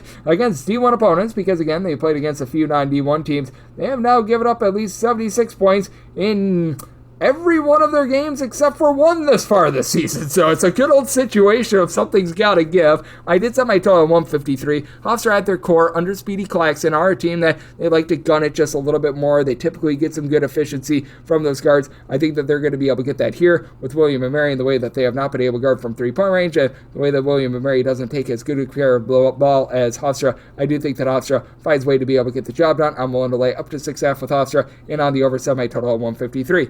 743, 744 on the betting board. Oakland is playing us to UW Milwaukee. UW Milwaukee is a 1-point underdog. So on this game is 146.5.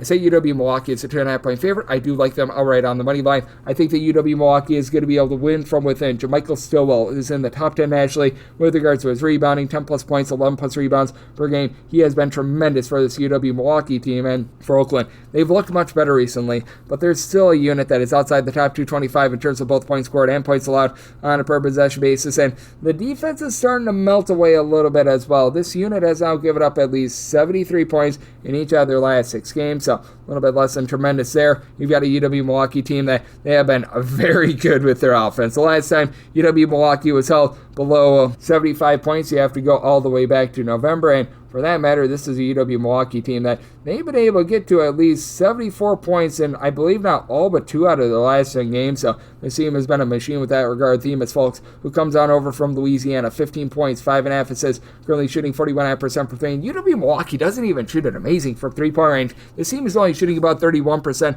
from three-point range. They do a nice job of being able to find a way to be able to get the ball inside. So while being able to give them second and third chances has been tremendous. It's a UW Milwaukee team that's in the top 75 in terms of percentage of their missed shots that they grab as an offensive rebound. Now, UW Milwaukee does allow opponents to shoot 37.5% from three-point range in road games, but what I find to be very striking about Oakland, they are a much worse defense at home rather than on the road, and it extends to last year as well. Last year at home, they gave up more than 8 points more per 100 possessions at home rather than on the road. I have no idea how. I have no idea why, but I think that that's going to cause for things to be a little bit more airbrained in this game. You've got Max Christie, the guy with the goggles, who does nothing but shoot threes for this Oakland team, giving you about 11 points per contest, only shooting about 32.5% from three-point range. Clearly a downgrade from Jack Golke and what he did a season ago. This is an Oakland team that overall, they're outside the top 325 in terms of their three-point shooting percentage at 27.5%. They should be able to match up okay down low, as you've been able to get about 8 boards, 12 points per game out of Baru Navalura. He's been able to do a nice job there. And then you've got Jason Woolridge, who comes on over from within the conference. But he's been a bit of a disappointment. Only about 5 points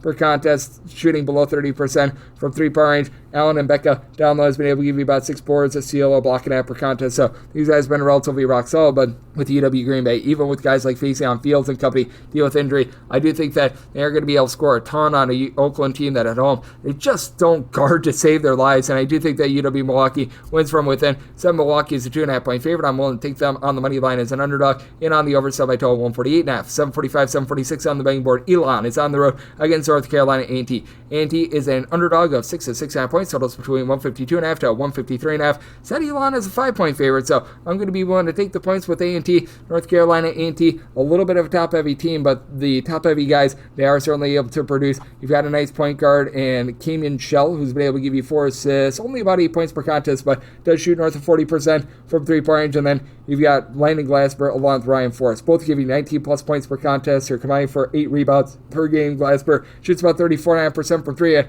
A&T, one of the cleanest offenses in all of college basketball for the second straight year in the top 50 in terms of fewest turnovers on a per possession basis. Problem is they don't really shoot it too well from the floor, shooting about 42% from the field. But you've got the gentleman from Greece and Nikolas Chikodakis, who's been able to give you about 9.5 points, 9 boards, a little bit of versatility with about 2 blocks per contest, so he does a relatively solid job down low. Problem is he's going to be matched up with Matthew Von Komen, who's 7'4", comes in from both Utah along with St. Mary's, and while he only gives you about 6 points per contest, supplying the team with nearly 3 blocks, 9 rebounds per game, and then out there in the backcourt, Andrew King has been a king at being able to dole it out for Elon, 3.5 assists, so less than 1.7 turnovers per game, and then TJ and TK Simpkins squared has been able to give you combined 29 points per contest. It's an Elon team that's seen a little bit of a drop-off with their 3-point shooting. They're only shooting about 33% from the outside, and this is not an Elon team that really plays up-tempo. They're well outside the top 225 in terms of total possessions per game. This Elon unit has been much better at being able to guard the perimeter, though. For Elon, they're allowing opponents to shoot less than 31% from three-point range. That's a top 100 mark in all of college basketball. Meanwhile, you do have an A&T team that's well outside the top 275 in terms of points allowed on a per possession basis, and the versatility of Sam Cherry. Standing 6'11", gives you 14 points, 8 boards, shoots 40% from 3. Should be able to lift Elon over the top. Coupled with that, Nick Doran giving you 16 points, shooting about from three-point range. That's big as well for an Elon team that, with regards to their defense, it's really been able to ascend recently. This team has now given up fewer than 70 points in all but one out of their last 8 games, but I do think that you're going to be able to get a little bit more scoring in this one. I do think that Elon going to be able to circuit from three-point range, especially against the North Carolina A&T team that is currently surrendering darn near 80 points per game. They've actually allowed opponents to shoot less than 31% from three-point range, but do you think that that's going to be going northward moving forward? And I do think that Elon going to be able to put up a nice number, but that said, I do think that A&T has enough to be able to hold in this game, and I do think that they're going to be able to get the ball inside and have enough clean possessions to be able to hang in there. So did set my line at a 5. I'm going to be willing to take the points, and did set my total at 153 in on this total over. 747, 748 on the betting board. Georgia Southern plays those to Louisiana Monroe. Monroe is an underdog of anywhere between 9 to 9.5 points total on this game. That is 148, and I did take the points with you, Louisiana Monroe. I did set them as an 8.5 point underdog. Louisiana Monroe made a coaching change during their sort of off period between Christmas and the New Year, so this is going to be a little bit of a new look team, and I do think that Louisiana Monroe is going to be looking to play a little bit more up-tempo. This Louisiana Monroe team, at the end of the tenure of Keith Richards, they just weren't able to get anything generated whatsoever on offense. Now, part of it is because they don't have necessarily a lot of three-point shooting, but they're better than what they were last year. Last year, they were a bottom 20 team in all of college basketball with regards to three-point shooting percentage. Now they've got Colty Young, who's been able to give you 10.5 points. He's shooting north of 40% for three-point range. Jacob Wilson has been shooting north of 40% for three-point range. I think that these guys are going to be the guys to step in and see some more minutes under this new coaching regime. And coupled with that, you've got 4 of your top 5 scorers generating at least a steal per contest. I think that this is going to be a bunch that tries to play a little bit more up-tempo, albeit it is a Monroe team that's had a tough time taking care of the ball while outside the top 275 in terms of turnovers on a per-possession basis, but I'm going to be willing to take the points. I do think that there's some untapped potential here, especially with Louisiana Monroe not necessarily being the world's worst team on the boards. I do recognize that they've been giving up a couple too many second and third chances with Louisiana Monroe. They're currently clocking in about 185th in the country in terms of percentage of missed shots that do result in an offensive rebound, but it's not as if this Georgia Southern team has been doing anything amazing on the glass either. 220th in the country with this regard. With Georgia Southern, they have been absolutely running and gunning it. This Georgia Southern team in the top 25 in the country in terms of total possessions per game was expecting a little bit more out of some of their transfers this season as well, because they ended last year very, very hot, but just have not been able to get a lot out of Eugene Brown, who began his career over at Ohio State. He's only given the team about 6 points, 4 boards per contest. It's been up to Nicavian White along with Bradley Douglas. These two guys give between about 13.5 to 14 points per contest. With White, it's 2.5 assists per game. Is right now leading the way with along Dante Horn, who's also giving you 2.5 assists per game. So it's a little bit of a disjointed offense that's turned the ball over 14.5 times per contest. With Georgia Southern, to their credit, they're allowing opponents to shoot only about 30.5% from three-point range. But also in a nip and tuck game, if this comes down to free throws, Georgia Southern, outside the top 300 in terms of free throw shooting percentage, they are shooting at the line 66.1%, less than savory. Much of this has been without Adante Hulleman. Hulleman was a transfer from UT Rio Grande Valley along with UTSA, meet for the Roadrunners, and prior to going down with an injury, was averaging for the team right in the neighborhood about 16 points per contest, has not been seen since Thanksgiving, so that's been a little bit off-putting for the Georgia Southern team, and with a little bit of a new look for Louisiana Monroe, still having these guys like Jerry Nadogpot along with ADD Diero, who are able to give you about 4 to 5 rebounds per game. I do think that they hold in this game. I do think that they go a little bit more up-tempo, so did set my total at a 148.5. I'm in on the over, and I'm going to take 9+ here with Louisiana Monroe. 749, 750 on the betting board. It's North Dakota State. They play us to St. Thomas. The Tommies find themselves as a 3-point underdog. Total on this game is 152.5 to 153. This is North Dakota State as a 5.5 point favorite, but I'm actually going to be writing up the under in this spot. For St. Thomas, they've actually cranked up their tempo quite a bit from last year. Last year, St. Thomas was in the bottom 10 in all of college basketball with regards to total possessions per game. Now they are really cranking it up tempo. They are 75th in the country in terms of total possessions per game. But this is a North Dakota State team that, even though they've been able to light the world on fire with regards to their offense, this team is not playing very fast at all. 291st in the country in terms of total possessions per game. Reason why the scoring is so high for North Dakota State, they are number 3 in the country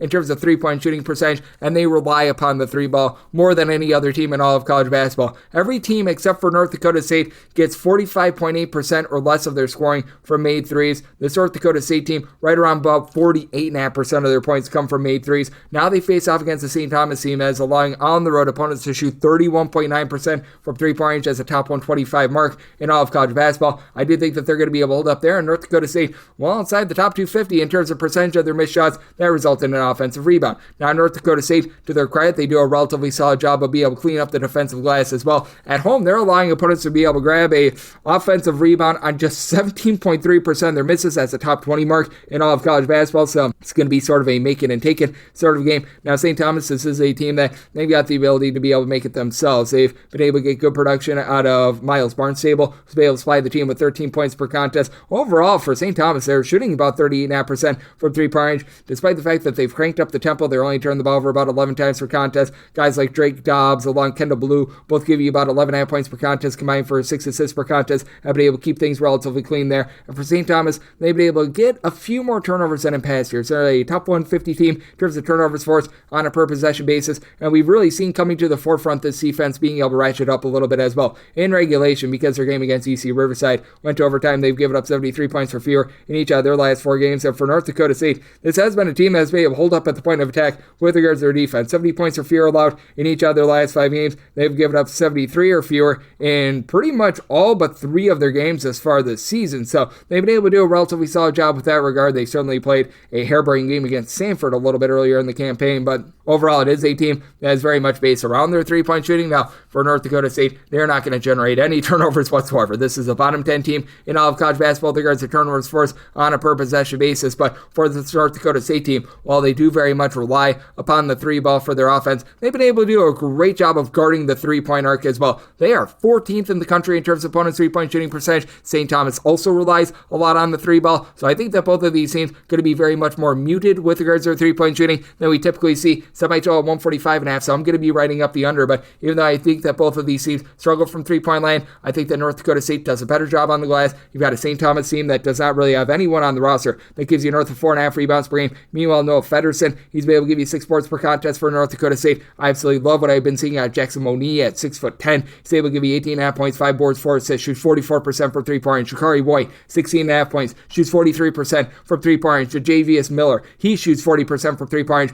As a matter of fact, for this North Dakota State team, out of anyone that's made at least 1 3, everyone that has made at least 1 3 this year that is averaging at least 2 points per game shoots at least 40% from 3-point range. So I do think that depth gets the job done for North Dakota State. I'm willing to lay up to 5 with them, and I'm going to be writing up the under semi-total at 145.5. 751, 752 on the betting board. Another game that I'll write up, Murray State is playing us at Illinois State. Illinois State anywhere between a 5.5 to a 6-point underdog, and it's on this game between 138 to 138.5, and I'm going to be writing up the points with Illinois State. I did set them as an underdog of just 2.5 points. Illinois State has really been able to elevate with regards to their 3-point shooting. This team is in the top 25 with regards to their 3-point shooting percentage, as you've had Johnny Kinzinger come in, give the team 14 plus points per contest, shooting right in that neighborhood about 40% from 3-point range. So been loving what I've been seeing out of them. And for Murray State, they did look a little bit shaky out there in Hawaii, so that's something that does give me a little bit of pause. Now, I will say that for Illinois State, certainly leaves a little bit of something to be desired on the glass, and I do think that Kyron Lindsey going to be able to give you a good showing here for Murray State. He's been overall for Murray State this year, giving the team about 5 to 5.5 rebounds per game, 8.5 points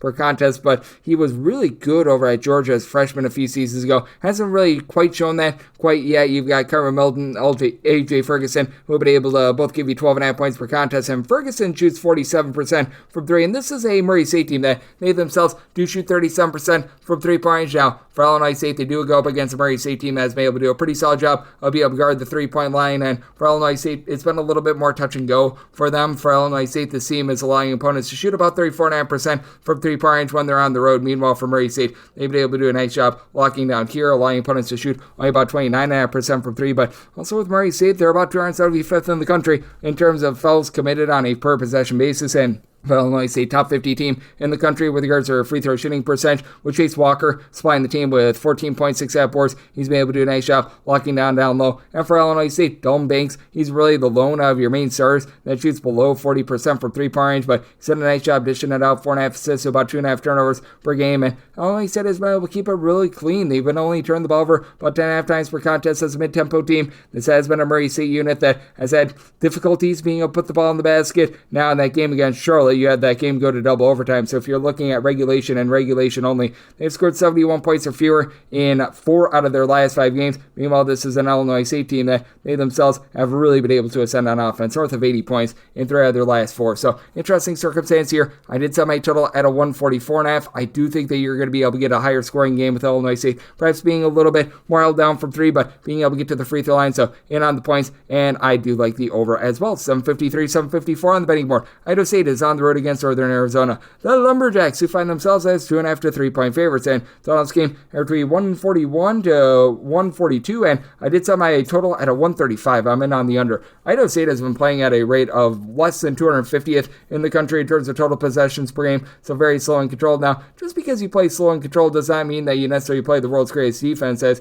Idaho State, when they've been on the road, they've been allowing opponents to shoot about 36.5% from three-point range, and at 2.5, I am willing to lay it with Northern Arizona. I did set them as a 3-point favorite, but this is also a Northern Arizona team that's really not looking to push tempo right now. Now, with Northern Arizona, about 292nd in the country in terms of points allowed on a per-possession basis, while this Idaho State team closer to about 147th in the country, though for Idaho State, they are allowing about 16.5 points more per 100 possessions when they're on the road rather than at home, but still do have to have some serious question marks with regards to this Idaho State offense as well. Dylan Darling has come in from Washington State. He's been pretty solid, giving the team 13.5 points, 5.5 assists, 2.5 per contest, but overall, Idaho State, they shoot 31.5% from three-point range. Darling has dealt with a little bit of injury, should be good to go here, and then you've been able to get a double-double out of Jake O'Neal, 13 points, 10.5 boards. He's been able to shoot about 38.5% from three-point range, like what I'm seeing there, but this is also an Idaho State team that they last played on December 18th. It's been a pretty long layoff for them. Meanwhile, Northern Arizona, in the time span, they were able to get a pair of games in, and they've got the most versatile player out there on the floor. That'd be Carson Tout.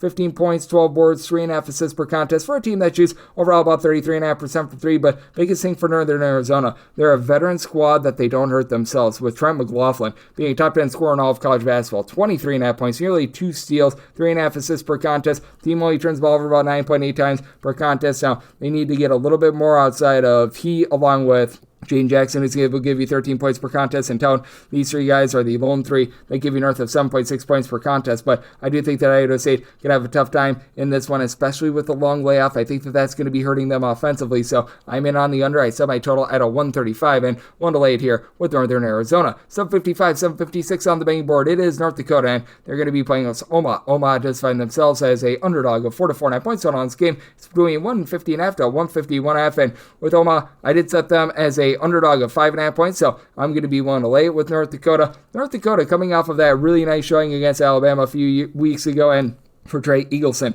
he's been able to give you north of 20 points per game, one of the better mid-major scorers that you're going to find in college basketball, and you just don't have that on the flip side. As for Omaha, they've been really looking for that main man. They've been able to get a little bit off the ball with someone like a Lance Waddles, who's been able to give you 3 assists per contest, and J.J. White is a double-figure scorer, so he's been able to help this team out a little bit, but for Omaha, it's been a team that has also been well outside the top 240 in terms of points allowed on a per-possession basis. They have slowed down their game, but it hasn't necessarily led to better defense. Down low, you've been able to get in that neighborhood about 7.5 boards, along with 16 points per game out of Markel Sutton, so he's been able to hold things down low. He's chipping in there a steal per contest as well, but this is an Omaha team that they're well outside the top 250 in terms of turnovers forced on a per-possession basis, and along with Eagleson, it is a North Dakota unit that has been seeing Amar Kuljajovic starting to show what he was able to give the team last season. Last season, gave the team about 7 to 8 rebounds per game, back up to about 9.5 points, 6.5 boards per contest. It is a North Dakota team that as a whole, they only shoot about 32% from three-point range, and certainly both of these teams do have their holes offensively. When it comes to North Dakota in terms of points allowed on a per possession basis, 330th in all of college basketball. When you just take a look at things at home,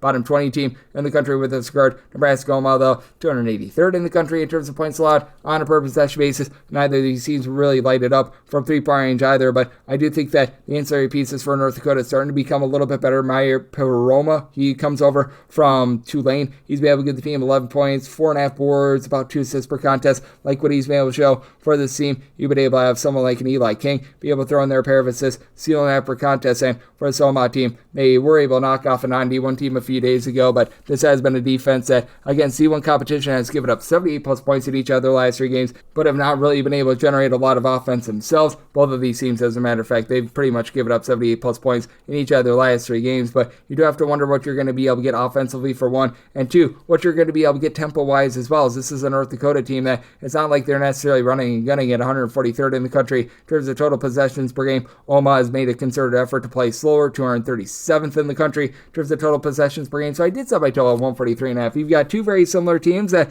I think are going to have similar struggles in this game. Don't think that there's going to be a whole heck of a lot of turnovers forced on either side, so do you think that you get quite a few clean and drawn out possessions in this one, especially with a pair of teams that don't necessarily shoot at the greatest from three-point range? I'm in on the under semi-total 143.5. And with North Dakota, 1 to lay up to 5 with them. 757, 758 on the betting board. It is Northern Colorado, and they're playing us at Weber State. Weber State does find themselves as a underdog of 6 to 7 points, and so this game going to be getting anywhere between a 150.5 to a 151.5. And with Weber State, I did set them as a underdog of 8.5 points. I'm going to be 1 to lay with Northern Colorado with Weber State. It seems as well outside the top 275 in terms of points allowed on a per possession basis, and it's a team that you can tell they're missing their main man from a season ago, as Dylan Mitchell was that do-it-all guy that was able to give them 20 plus points, 7 plus boards, was really able to stuff the stat sheet for the team. Now they've been looking to Blaze Threat to be able to give them much more, who's been solved. He's been able to give the team 17 points, run in there about 4 assists per contest. It's a Weber State team that as a collective shoots 35% from 3. Still only turned the ball over about 11 times per contest, but you don't necessarily have a ton down low. Nigel Burris, Dawson Kaler, these two guys have been able to give you a combined about 11.5 rebounds per game, but I do think that they're going to be undone there by a Northern Colorado team that has never really been the world's greatest team with regards to being able to hit the boards. For Weber State, they don't necessarily allow a lot of second chances, but they don't get any second chances themselves. As a result, they are 267th in the country with regards to their overall rebound percentage. Meanwhile, Northern Colorado checking in the top 150 with this regard, and their home rebound percentage is actually in the top 15 in all of college basketball. Their home rebound percentage has been absolutely tremendous, as Greeley, Colorado, a big-time home court advantage, as you've got a trio of guys in Langston Reynolds, Jaron Riley, along with Isaiah Hawthorne. I'll give between 5.3 and 5.6 rebounds per game. Reynolds has been your main scorer with 17.5 points per contest. Hawthorne at 6'8", comes in from San Francisco, shooting 35.5% from 3. And Northern Colorado always has sort of a do-it-all guy. Typically, they give you a little bit more scoring than Jaron Riley does, who's only giving you about 9 points per contest, but throws in there with his 5 boards, about 5 assists, a steal per contest. Really like the way that he's able to stuff the stat sheet. And Northern Colorado, as per usual, top 100 team in terms of points scored on a per possession basis, going against a Weber State unit that just really has not been able to guard anyone. Now for Northern Colorado, well outside the top 250 in terms of points allowed on a per possession basis, it's not really that Northern Colorado gets completely out of sorts with regards to their tempo. They're typically a team that they play fast, but not necessarily at warp speed, about 60th in the country in terms of total possessions per game, which is actually quite a bit faster than what they play in past years. Weber State, a little bit more of a controlled team. Weber State right now checking in terms of total possessions per game, more in that neighborhood, about 294. So good old situation, something he's got to give with regards to tempo. Do think that you do see some pretty high quality offense in this one. Did somebody total 152.5 in on the over, and I'm going to be willing to lay it with Northern Colorado. 759, 760 on the betting board. UMKC plays us at South Dakota. South Dakota, an underdog of 3 to 3.5 points. So last game is 157 to 158.5, and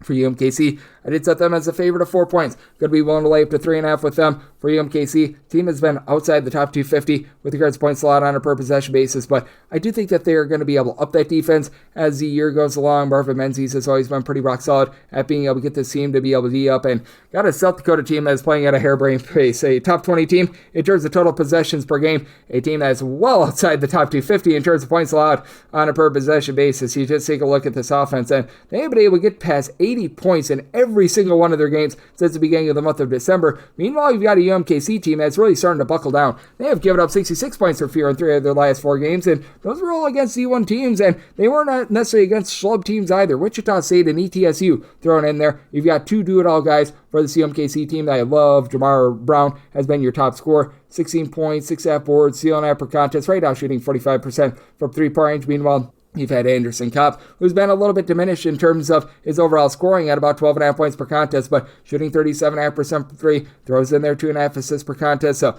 like what he's been able to bring to the table, you've been able to get a little bit more down low with about 5.5 points, 5 boards out of Melvin Igbonkoli, who comes over from the country of France. I think that that's going to be tough for South Dakota to be able to match up with, because you do have someone down low in Cameron Fens, who does stand 7 feet tall. He's been able to give you about 5.5 rebounds per game, but for South Dakota, they're just really not generating any second chances.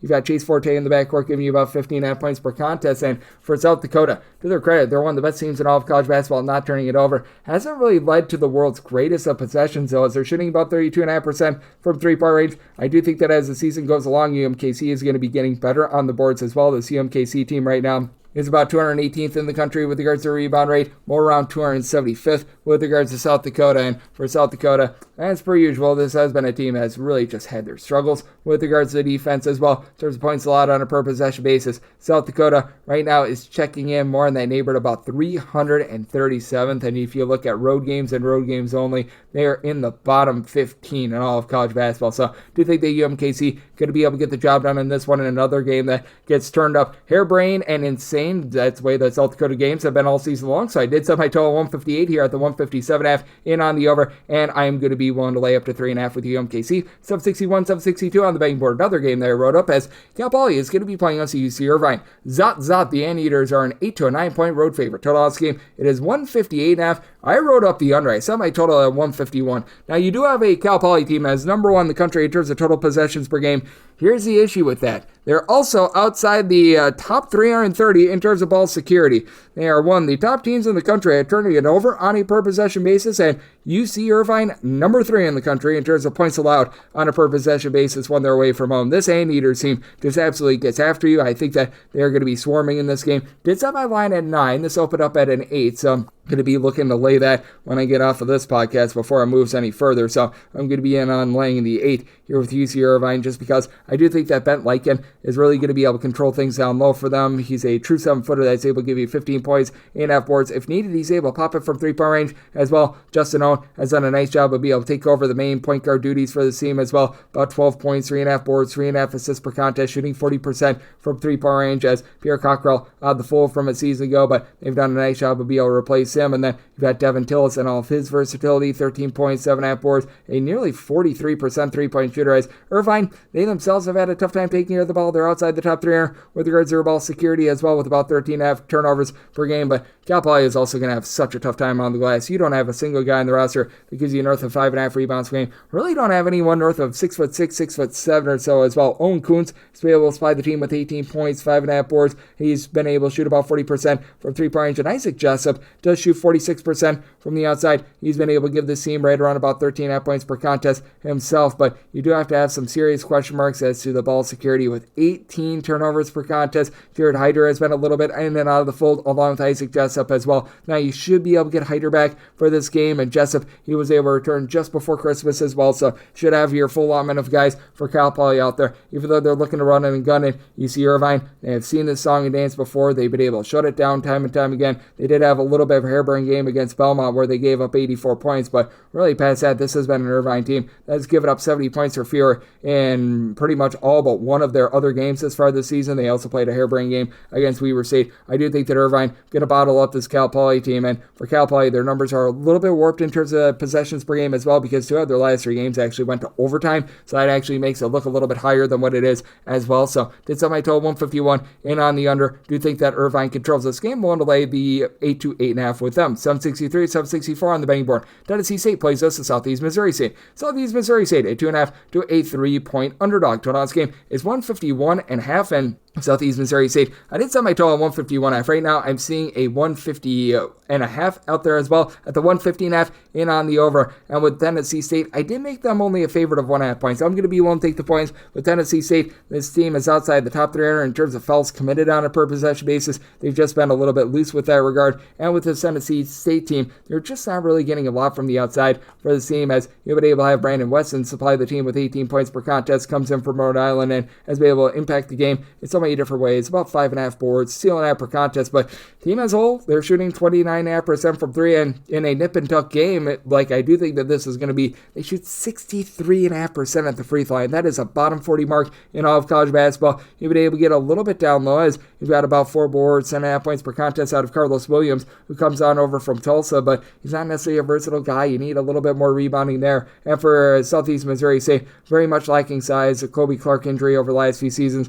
really costed the team down low, but they brought him from Texas A&M Corpus Christi, a do-it-all guy, and Teddy Washington Jr. has really been able to up this team's game. 17 points, 6.5 boards, 2.5 assists per contest, shoots 34% from three. And for Southeast Missouri State, they do a much better job of being able to take care of the ball. They're within the top 125 in terms of turnovers on a per possession basis, while Tennessee State is outside the top 275 with that regard. 10.5 turnovers per game for Southeast Missouri State, more like 15 per game for Tennessee State. You've had Rob Martin be able to come back from last season, and he's given the team 3.5 assists, 11 points per contest. BJ Ward has thrown in there 10 to 10.5 points per game while shooting 37% from three-point range. It's a Tennessee State team that is ranking outside the top 200 in terms of points allowed on a per possession basis, and for the Tennessee State team, just not necessarily the strongest team on the glass, as well as they are allowing a lot of second and third chances, as you really don't have anyone on the Tennessee State side that is able to give you north of 6 rebounds per game. Typically, that's the main bugaboo for the Southeast Missouri State team, so they should be able to hold up there. As a matter of fact, for Tennessee State, they are allowing opponents at home to rebound 38.3% of their missed shots. Do you think that this turns into a little bit more of an up and down game? Tennessee State playing at a top 75 mark in terms of total possessions per game, so you're at the 150.5 in on the over and at 2+. We'll take those points with Southeast Missouri State. 765, 766 on the betting board. It is SIU Edwardsville playing us to Western Illinois.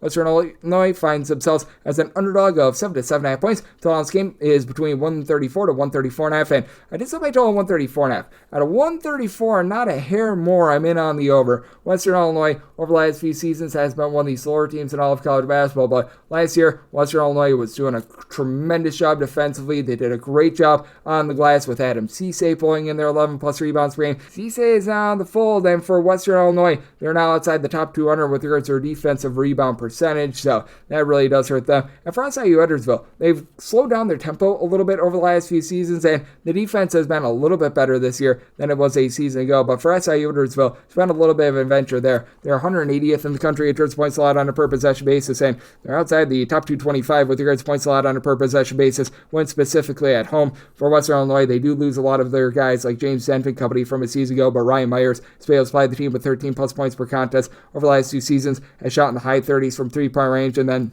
on the Edwardsville side, they've done a really nice job of being able to replace one of their main guys from a season ago. As DeMarco Minor was very major for them. We've seen what he's done over at Oregon State, but the long-standing guy in Rayshawn Taylor, 17 points, 5 boards, 5 assists, stealing half per contest, just stuffing the stat sheet for this team. Also has been able to shoot 36% from three for a unit that overall they only shoot about 32.5% from three-point range. If you do have trepidation with laying this number with Edwardsville, probably because of the free throw shooting percentage. They shoot 63.5% the free throw line, once again outside the top 325 with that regard. They've been dealing with a few injuries as well, but the guy that has been able to step in and do a great job on the glass with those injuries is Ring Malif, who's saying 6'9", comes in from South Sudan. He's been able to give the team north of 6 rebounds and 4 of the last 5 games overall for the season, averaging about 6 boards, 10 points per contest with Western Illinois. They're really looking for someone outside their main 2 guys, as Myers has been rock solid along with Marco Melitic. Melitic supplying the team with 16.5 points, only about 3 boards, but from 3-point range, just shooting 44.5% from distance at 6'6". Big reason why Western Illinois has been able to get a little bit more offense going, as team has been able to break the 70-point plateau in 4 of their last 5 games. And to the credit of this Western Illinois team, defense has been able to pick it up a little bit as well, 71 points or fewer allowed in 4 of their last 5 games. But I do think that Edwardsville is going to be able to get things going against the Western Illinois team that's a little bit more slow and control, but just not the same team on the glass.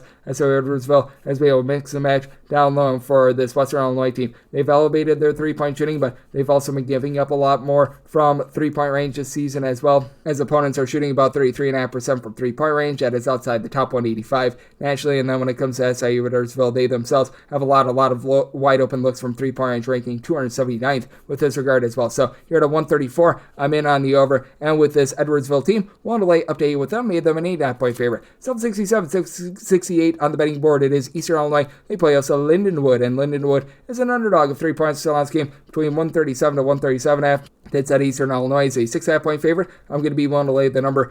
Eastern Illinois has had their warts. They're outside the top 250 in terms of both points scored and points allowed on a per possession basis. But we'll say the same about this Lindenwood team as well. And this Lindenwood team is very much a top-heavy team that just flat out doesn't have a lot of size. If you look at just overall average height in college basketball, Lindenwood is certainly a bottom 50 team with that regard. You've got Markeith Browning, who comes over from UW Milwaukee. He's done a nice job of being able to elevate this offense. 2.5 steals, 3.5 assists, 12.5 points per contest.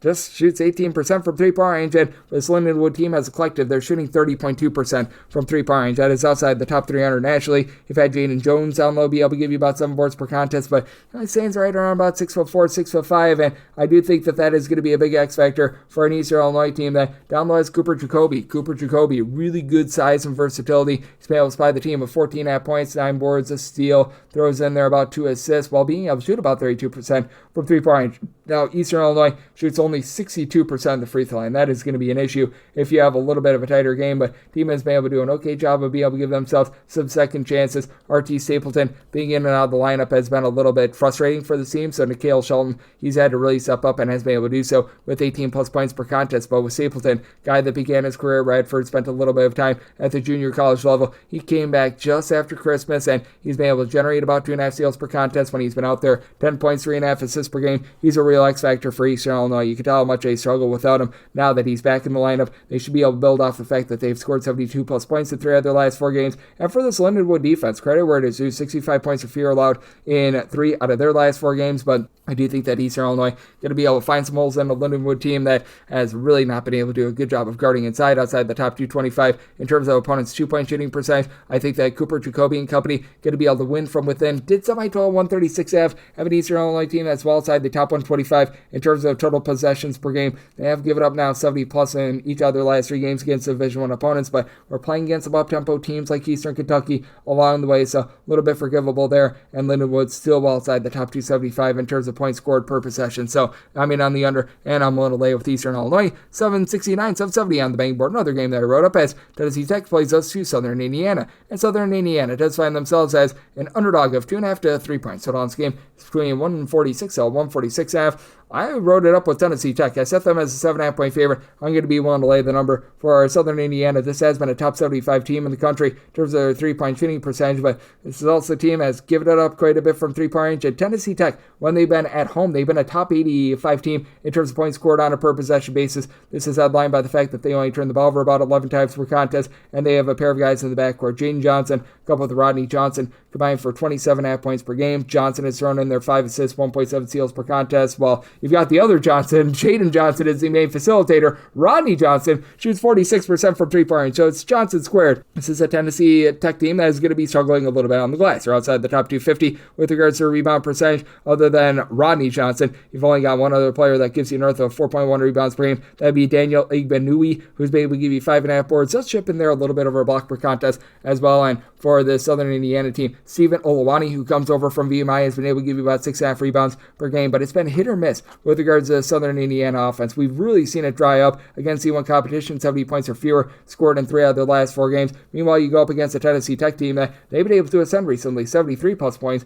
in 3 out of their last 4 games. For Southern Indiana, Jalen Randall has come from out of nowhere. He was averaging about 7.5 points per contest over at Alabama A&M. He's become their main man, 15.5 points, over a steal and a half per contest, shooting 43% from 3-point range. Jack Champion, not giving you a lot in the scoring department with only about 4.5 points per game. Actually gives you more assists per game rather than points per game, as he chips in there 5 assists, 1.4 steals per contest, and what he does shoot, he actually shoots 40% from 3-point range, to the credit of Southern Indiana, keeping things relatively clean. They only turn the ball over about 11.5 times per contest, but we have seen this offense start to dry up a little bit. Does feel like they got a little bit of good shooting variance to begin the season, and for Southern Indiana, I do think that they're going to have a tough time themselves being able to guard that 3-point line, as they're outside the top 175 in terms of opponents' 3-point shooting percentage, outside the top 180 with regards to rebound rate as well, and I do think that this is going to be a Tennessee Tech team that finds a way to be able to get the job done. I set my line at a 7.5. I'm going to be willing to lay the number and wrote that up. I did set my total 145.5 with the way that Tennessee Tech has been playing outside the top 225 in terms of total possessions per game. Southern Indiana starting to become less effective on offense, so I'm in on the under, and I'm going to be willing to lay with Tennessee Tech.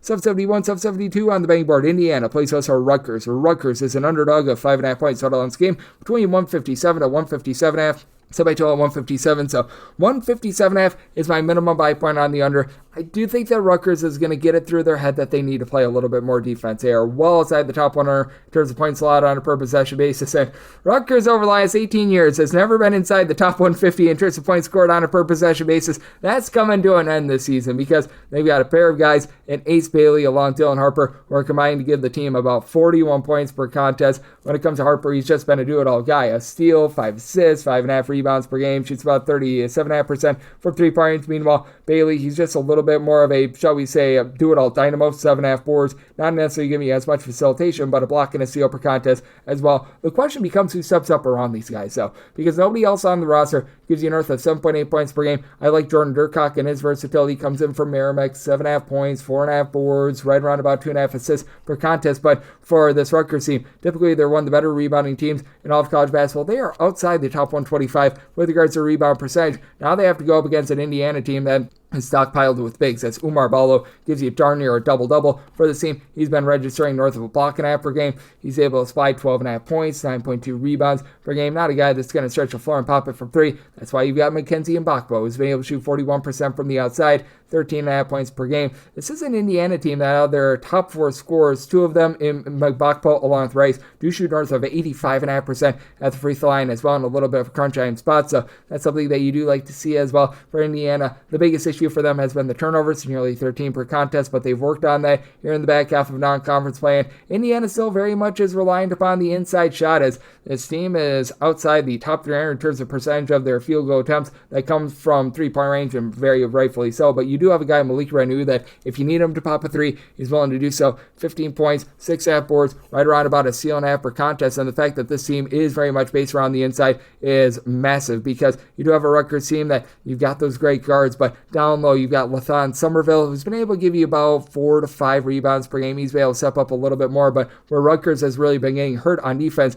has been on the inside, as they're allowing opponents on their 2-point shot attempts to shoot right around about 57% on the road. That's well outside the top 200. I think that Indiana going to find a way to be able to win from within. I set my line at 7, so I'm going to be willing to lay that number with Indiana. With regards to the total, here at a 157.5, it's my buy point on the under. 773, 774 on the betting board. UT Martin is going to be playing us a Little Rock, and Little Rock does find themselves as an underdog of point. 138.5 is the total, and I did set Little Rock as a 1-point favorite. I do like them outright on the money line. It's a Little Rock unit that has been dealing with a lot of injuries, with K.K. Robinson, their top scorer from the season ago, being out of the lineup, but they have found a way to be able to mix and match. Jonathan Lawson has been really good with Milwaukee. Wilkerson, as Wilkerson comes in from LSU, he's been at 6'5", very versatile, being able to supply 15.5 points, 6.5 boards. From three-point range, has actually shot north of 40% from 3, 2.3 steals per game. And for Little Rock, this is traditionally a little bit more of an up-tempo and harebrained team. They've really slowed it down. They're well outside the top 200 with regards to total possessions per game. And for Arkansas Little Rock, their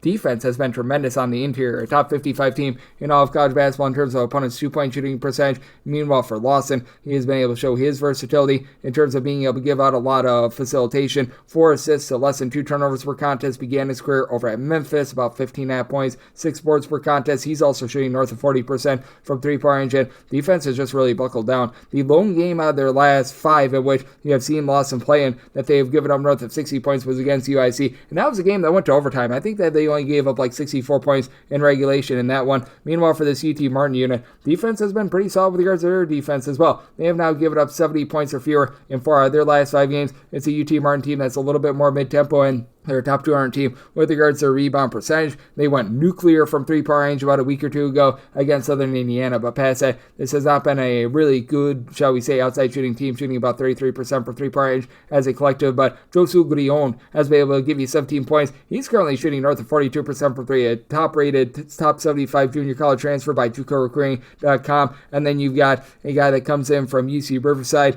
down low in 6'7", Vladimir Saldirzde, who's been able to give you about 8.5 points, 8 boards, chips in there nearly about 3 assists per contest as well. He's got versatility, shooting about 37.5% from 3-point range, but for Little Rock, this has become a little bit more of a hole scare than some of its parts team, especially with Robinson out of the lineup, and one of the real heroes for the team has been Isaiah Lewis. About 10 points, 4 boards, 3 assists, doesn't necessarily shoot it well from 3-point range, but one of the top 4 scorers for Little Rock there. I'll give you at least 4 rebounds per game. It's a Little Rock team I think is going to be able to do a solid job of improving down low as the season goes along, as you've got Tukan Gakic, who's been able to give you about 4.5 rebounds, a little bit over a block per contest. Little Rock is actually about 300th in the country with regards to rebound percentage. Do think that that's going to improve as the season goes along. And Efren Turnka for this UT Martin team has been able to give about 3 assists per contest, but it has been a UT Martin team that has just been a little bit too sloppy with the ball here in the beginning part of the season, as they've been turning the ball over nearly 13 times per contest. So do think that Little Rock goes on the road, gets the job done outright. On the money line, I set them as a 1-point favorite. I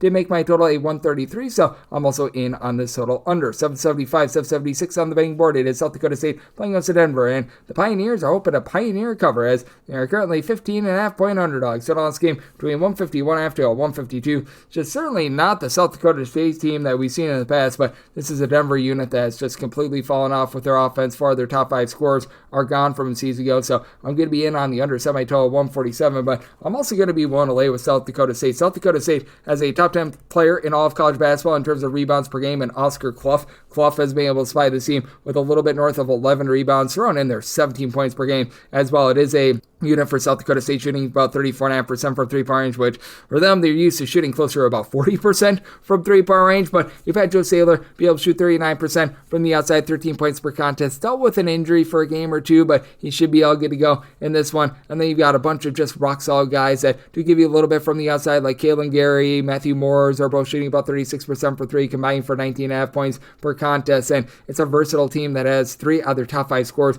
giving out at least 2.5 assists per contest. And for Denver, at this point, they are just looking for answers, because it looked like they were going to be able to get something down low out of Oscar Carr. He's someone that he stands right around about 7 feet tall. Isaiah Carr, I should say, he's been able to give you about 7.5 points, 5 rebounds per game, but we have not seen him since Thanksgiving. Nicholas Shambungu, he was a top 75 junior college transfer, according to JUCOrecruiting.com. It's been their main man, 15 points, 5 boards, 2 assists, does shoot about 41% from 3, and DeAndre 3000 Craig has been able to shoot 44% from 3, along with Isaiah Adu Ankara. Ankara has been able to give you 9 points per contest. Craig has been able to give you 12 points per game, but it is a Denver team that they've had to slow down their tempo a little bit, and they're still turning the ball over about 12.5 times per game in terms of percentage of missed shots that result in an offensive rebound. They're outside the top 275 nationally with that regard. And the South Dakota State team, one that traditionally is outside the top 200 in terms of points allowed on a per possession basis, they've really been able to up their game there. Not calling them like some sort of a world beater with regards to defense, but the South Dakota State team, bordering on being a top 100 team in terms of points allowed on a per possession basis. You do have a Denver unit that, well, overall, they've been a top 100 team in terms of 3-point shooting percentage when they've been at home. As a matter of fact, at home, they shoot 48.5% from 3-point range.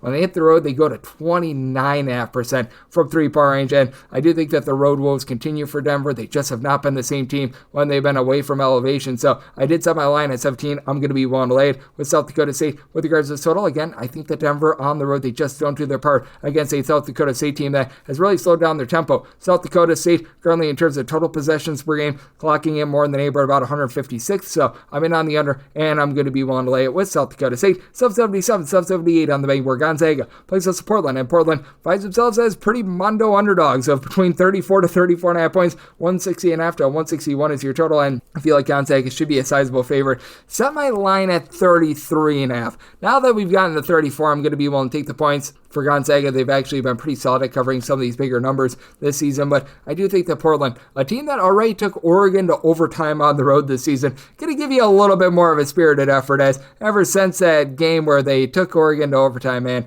been a little bit less than savory, but held in there against Oregon State a few days ago, lost that game by 10. Austin Rapp has good versatility at 6'10", freshman that comes in from down under, shooting 92% at the free throw line, 41% from 3, 14 points, 6 boards, 2.5 assists per contest, and each of your top 3 three scorers do give out at least 2.4 assists per contest. Vukasa Masic has nice versatility. Guy that stands about 6'6", 10 points, 3.5 boards, 3.5 assists, like what he's able to bring to the table. It's a Portland team that overall shooting about 35% from three-point range, so that's been rather acceptable. Here's a big thing for Portland, though. They're outside the top 325 in terms of percentage of their missed shots. That results in an offensive rebound. Gonzaga should absolutely be able to plow on the glass. Graham Ike has been relatively inconsistent, but against lesser teams like this, he always shows up, and he always gives you a good effort. 17 points, 7 boards, so he's been rock solid there. Ryan Nembhard, one of the best assist-to-turnover ratios in all of college basketball. His assist-to-turnover ratio hovering right around about 4, is 9.5 assists per game in the top 3 in all of college basketball, supplying the team with 12 points per game, but about great enough, giving you 12.5 points.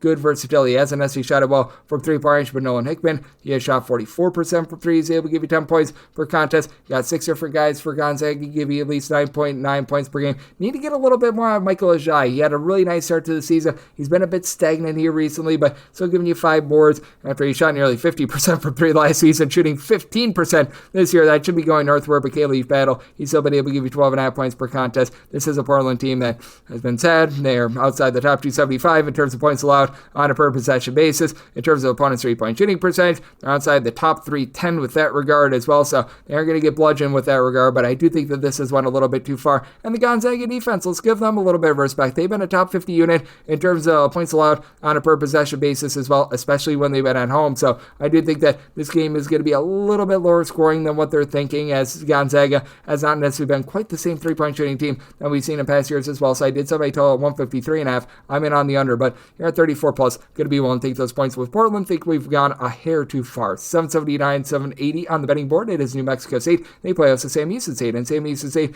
is an underdog of 2 points. 147 after 148 is your total, and I did set New Mexico State as a favorite in this ordeal of 2.5 points. So you're at the 2. It's a max I'm willing to lay, but I'm going to be willing to lay. Sam Houston State isn't necessarily too up-tempo of a team. They're outside the top 110 in terms of total possessions per game. They've just really been having it taken to them on defense. They are well outside the top 250 in terms of points allowed on a per possession basis. And New Mexico State, they're looking to really be able to dominate the boards. They're a top 125 team with regards to their rebound percentage for New Mexico State. They're built around big men in Shaminga squared, as you've got Emmanuel Shaminga and Nathan Shaminga, who both stand 6'10" or taller. These two guys have been able to combine for about 9 or so rebounds per game. It's been Christian Cook who's really been cooking for the team, though. In the backcourt, he's shooting 42% for three-point range, 14 points per contest. And then Robert Carpenter, good versatility out of him, 11.5 points, 6.5 boards, shoots in the low 30s from three-point range, but Swati Jackson has really been the glue guy for this team and has helped them reduce their turnovers as well. 4 assists per game. Now, it is a New Mexico State team that's still a little bit undisciplined. They're in the bottom 25 in the country in terms of fouls committed on a per possession basis, and 66.2% free throw shooting. That's outside the top 300 nationally as well, so in a little bit of a nip and tuck game, that could be a bit of an issue. But Jason Newton actually coached over at Sam Houston State a few seasons ago, so there's going to be no love lost between these two teams. Got a Sam Houston State team that is outside the top 330 in terms of opponents' three-point shooting percentage. They've been a team that they themselves are shooting only about 68.5% of the free throw line, so that's a bit of an issue as well. They've been able to do a rock solid job themselves on the board. So in your top 2 scorers, and Cameron Uffner along with Lamar Wilkerson, they both do shoot north of 84% of the free throw line in a little bit of a crunch time spot. These two guys have been able to combine for 34 points per contest. Right now I got Wilkerson shooting 46% from three-point range. Down low, Dorian Finster, who comes in from Kansas State, 7 boards, 11.5 points per game. So liking what I'm seeing there. Marcus Boykin, boy, can this guy facilitate. He's giving you 5.5 assists per game. Problem is, he hasn't been out there on the court for the entirety of the season. He's already missed 6 games due to injury. Did return in their non-D1 game against Dallas, so he should be all good to go here. But in 16 minutes, had 4 assists. Didn't quite look like himself, but I think that he's going to be able to round into form, so that's something that is positive. Got a pair of teams that certainly have had their issues offensively. It is the Sam Houston team that, by the way, as a collective, if you include their action against non-D1 teams, shooting 40% from three-point range. So interesting little ordeal here. I did set my total at a 152.5 here at the 148. I am in on the over because I do think that there's going to be a lot of foul shots taken in this game. Both of these teams, they do foul quite a bit. And then with regards to this New Mexico State team, I do think that they find just enough from the outside. They've been shooting about 33% from three-point range, but they go up against the Sam Houston State team that has really been giving up the arc. So in on the over, and I'm going to be willing to lay up to 2 with New Mexico State, 781, 782 on the betting board. Minnesota is going to be playing us Purdue. Purdue does find themselves as a road favorite, as you're going to be laying 6 points with them. 136.5 to 137 is your total line. Did set my total at a 131.5. I'm in on the under.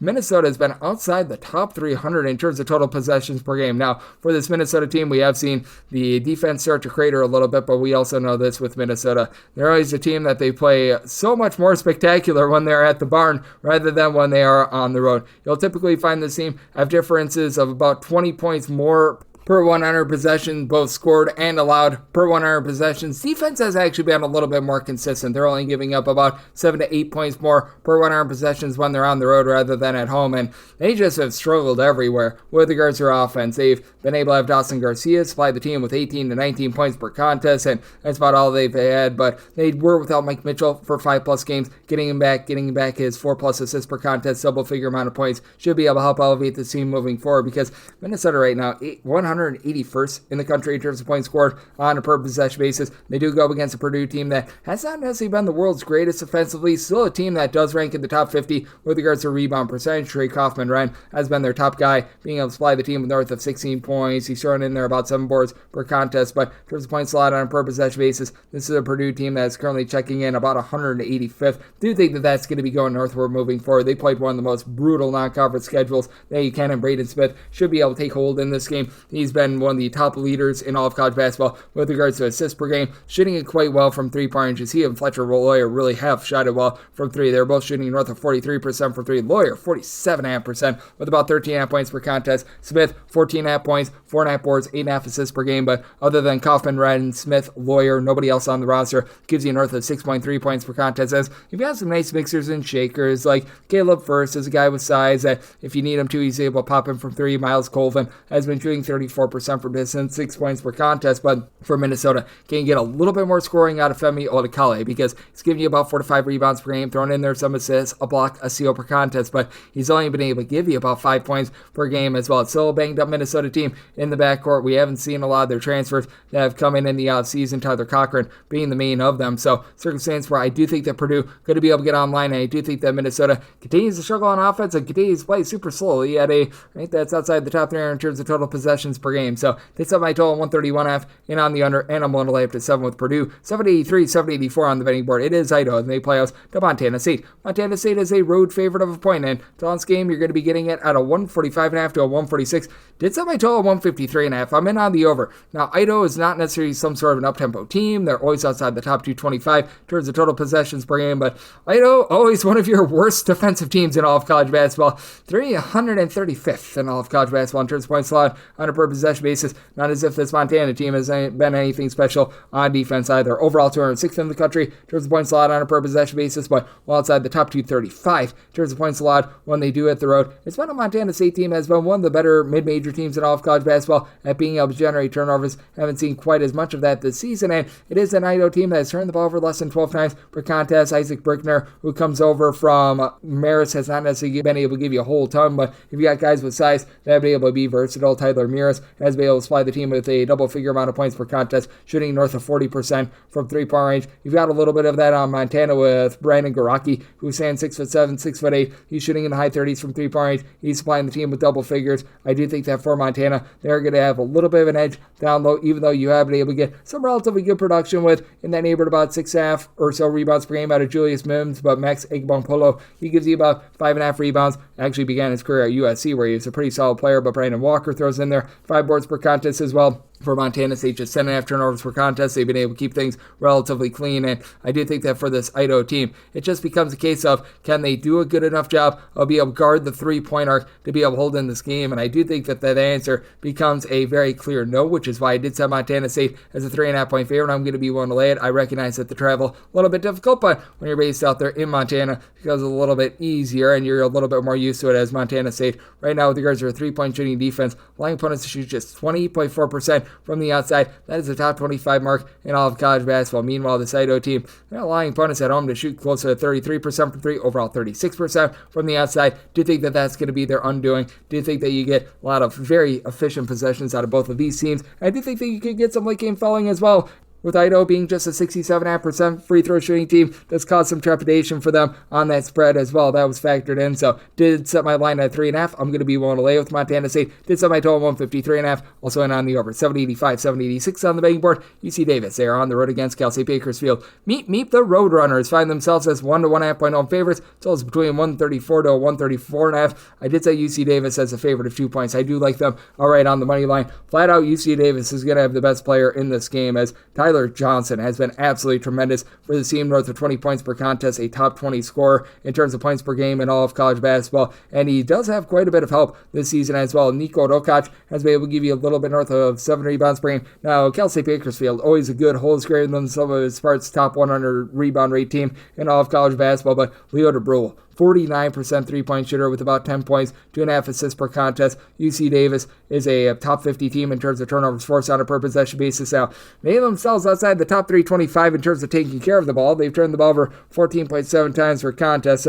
That's become a little bit of an issue for them, but they've been able to have Connor Sevilla be able to step up in a big way. As come in after last year, he was only giving the team about 1.5 points per contest, 37% three-point shooter, 9 points per contest. Bakersfield, meanwhile, may have much more than just one main guy like they've had the last few seasons. You've got a trio of guys that have really been able to step up, as you have a main scorer in Jamel Jones, who's supplying 16 points, shooting 36.5% from three-point, but then Marvin McGee, Corey Stevenson, both of these guys have been able to combine for about 25.5 points, 10.5 rebounds, and Stevenson's right now shooting 50% from three. Bakersfield as a whole, they shoot 38.5% from the outside, but this is a Bakersfield team that's relatively low tempo, and they turn the ball over a little bit less than this UC Davis team, but they're still turning the ball over 13 times per contest. Question becomes, which of these teams is going to be able to guard the three-point line a little bit better? As Bakersfield, they've been allowing opponents to shoot just 25.5% from three-point range at home. I think that that's a little bit of an anomaly. On the road, it's more like 35.5%, so I think that you're somewhere between A and B, and this UC Davis team, without stifling their defense, they've been able to do a nice job of being able to get back and guard the arc themselves. They're allowing opponents to shoot just 31% from the outside. Do you think that the UC Davis defense does a little bit better job of guarding from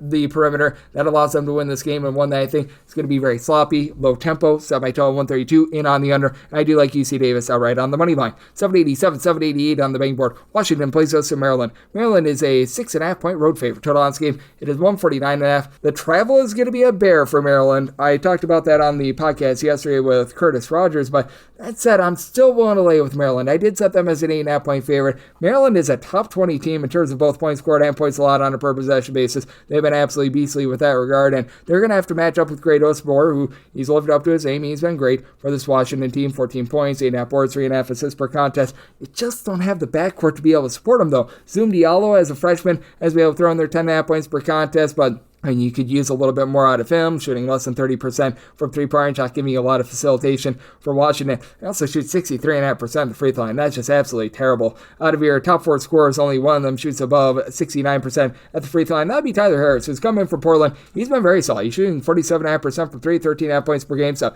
he's been able to do his part, but Maryland has been one of your top rebound rate teams in all of college basketball as well, with Derek Queen, Julian Reese combining for 18 rebounds per game. Reese is able to give you about 12.5 points per contest. Not a lot of versatility there. Derek Queen not really going to pop off and bust it from three-point range, but this Maryland team now shooting 36.5% from three. They're only turning the ball over about 9.5 times per game, with Jacoby Gillespie, the transfer from Belmont, really being able to elevate this unit. Shoots 43% from three, 4.5 assists, 14 points per contest. Rodney Rice has been able to shoot in the high 30s from three, 12 points per game. Selton Miguel is shooting north of 40% from the outside. You're still getting absolutely nothing out of Sean Harris-Smith. That's just been a flopperoonie ever since they recruited him, but all in all, this has been a Maryland team that has been able to do a much better job with regards to their offense. And for this Maryland team, you just take a look at the success that they've been able to have with their offense, because typically this has been a defense-oriented team. They have gotten to at least 74 points in every one of their games thus far this season. Meanwhile, you've got a Washington team that they've been having their issues on defense, to say the least. This is a Washington unit that has given up at least 73 points in 3 of their last 5 games, so it's an interesting circumstance with regards to this total. Washington, a little bit more of a mid-tempo team.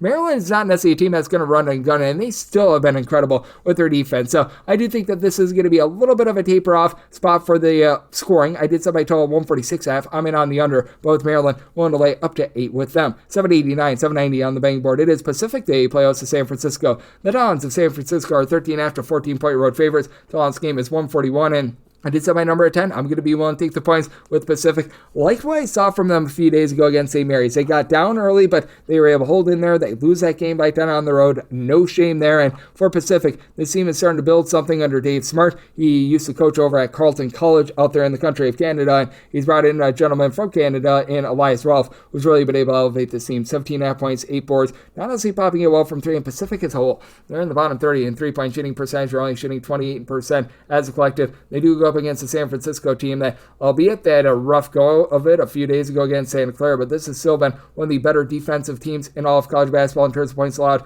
on a per possession basis. The Dons are 25th in all of college basketball. Pacific, I'm not going to call them like amazing in any sort of respect or anything like that, but all across the board, they don't necessarily have that one true weakness. They are 272nd in the country in terms of points allowed on a per possession basis, but they've been able to hold their own on the glass as you've got a pair of guys that have come over with Smart from Texas Tech and Elijah Fisher, along with Lamar Washington.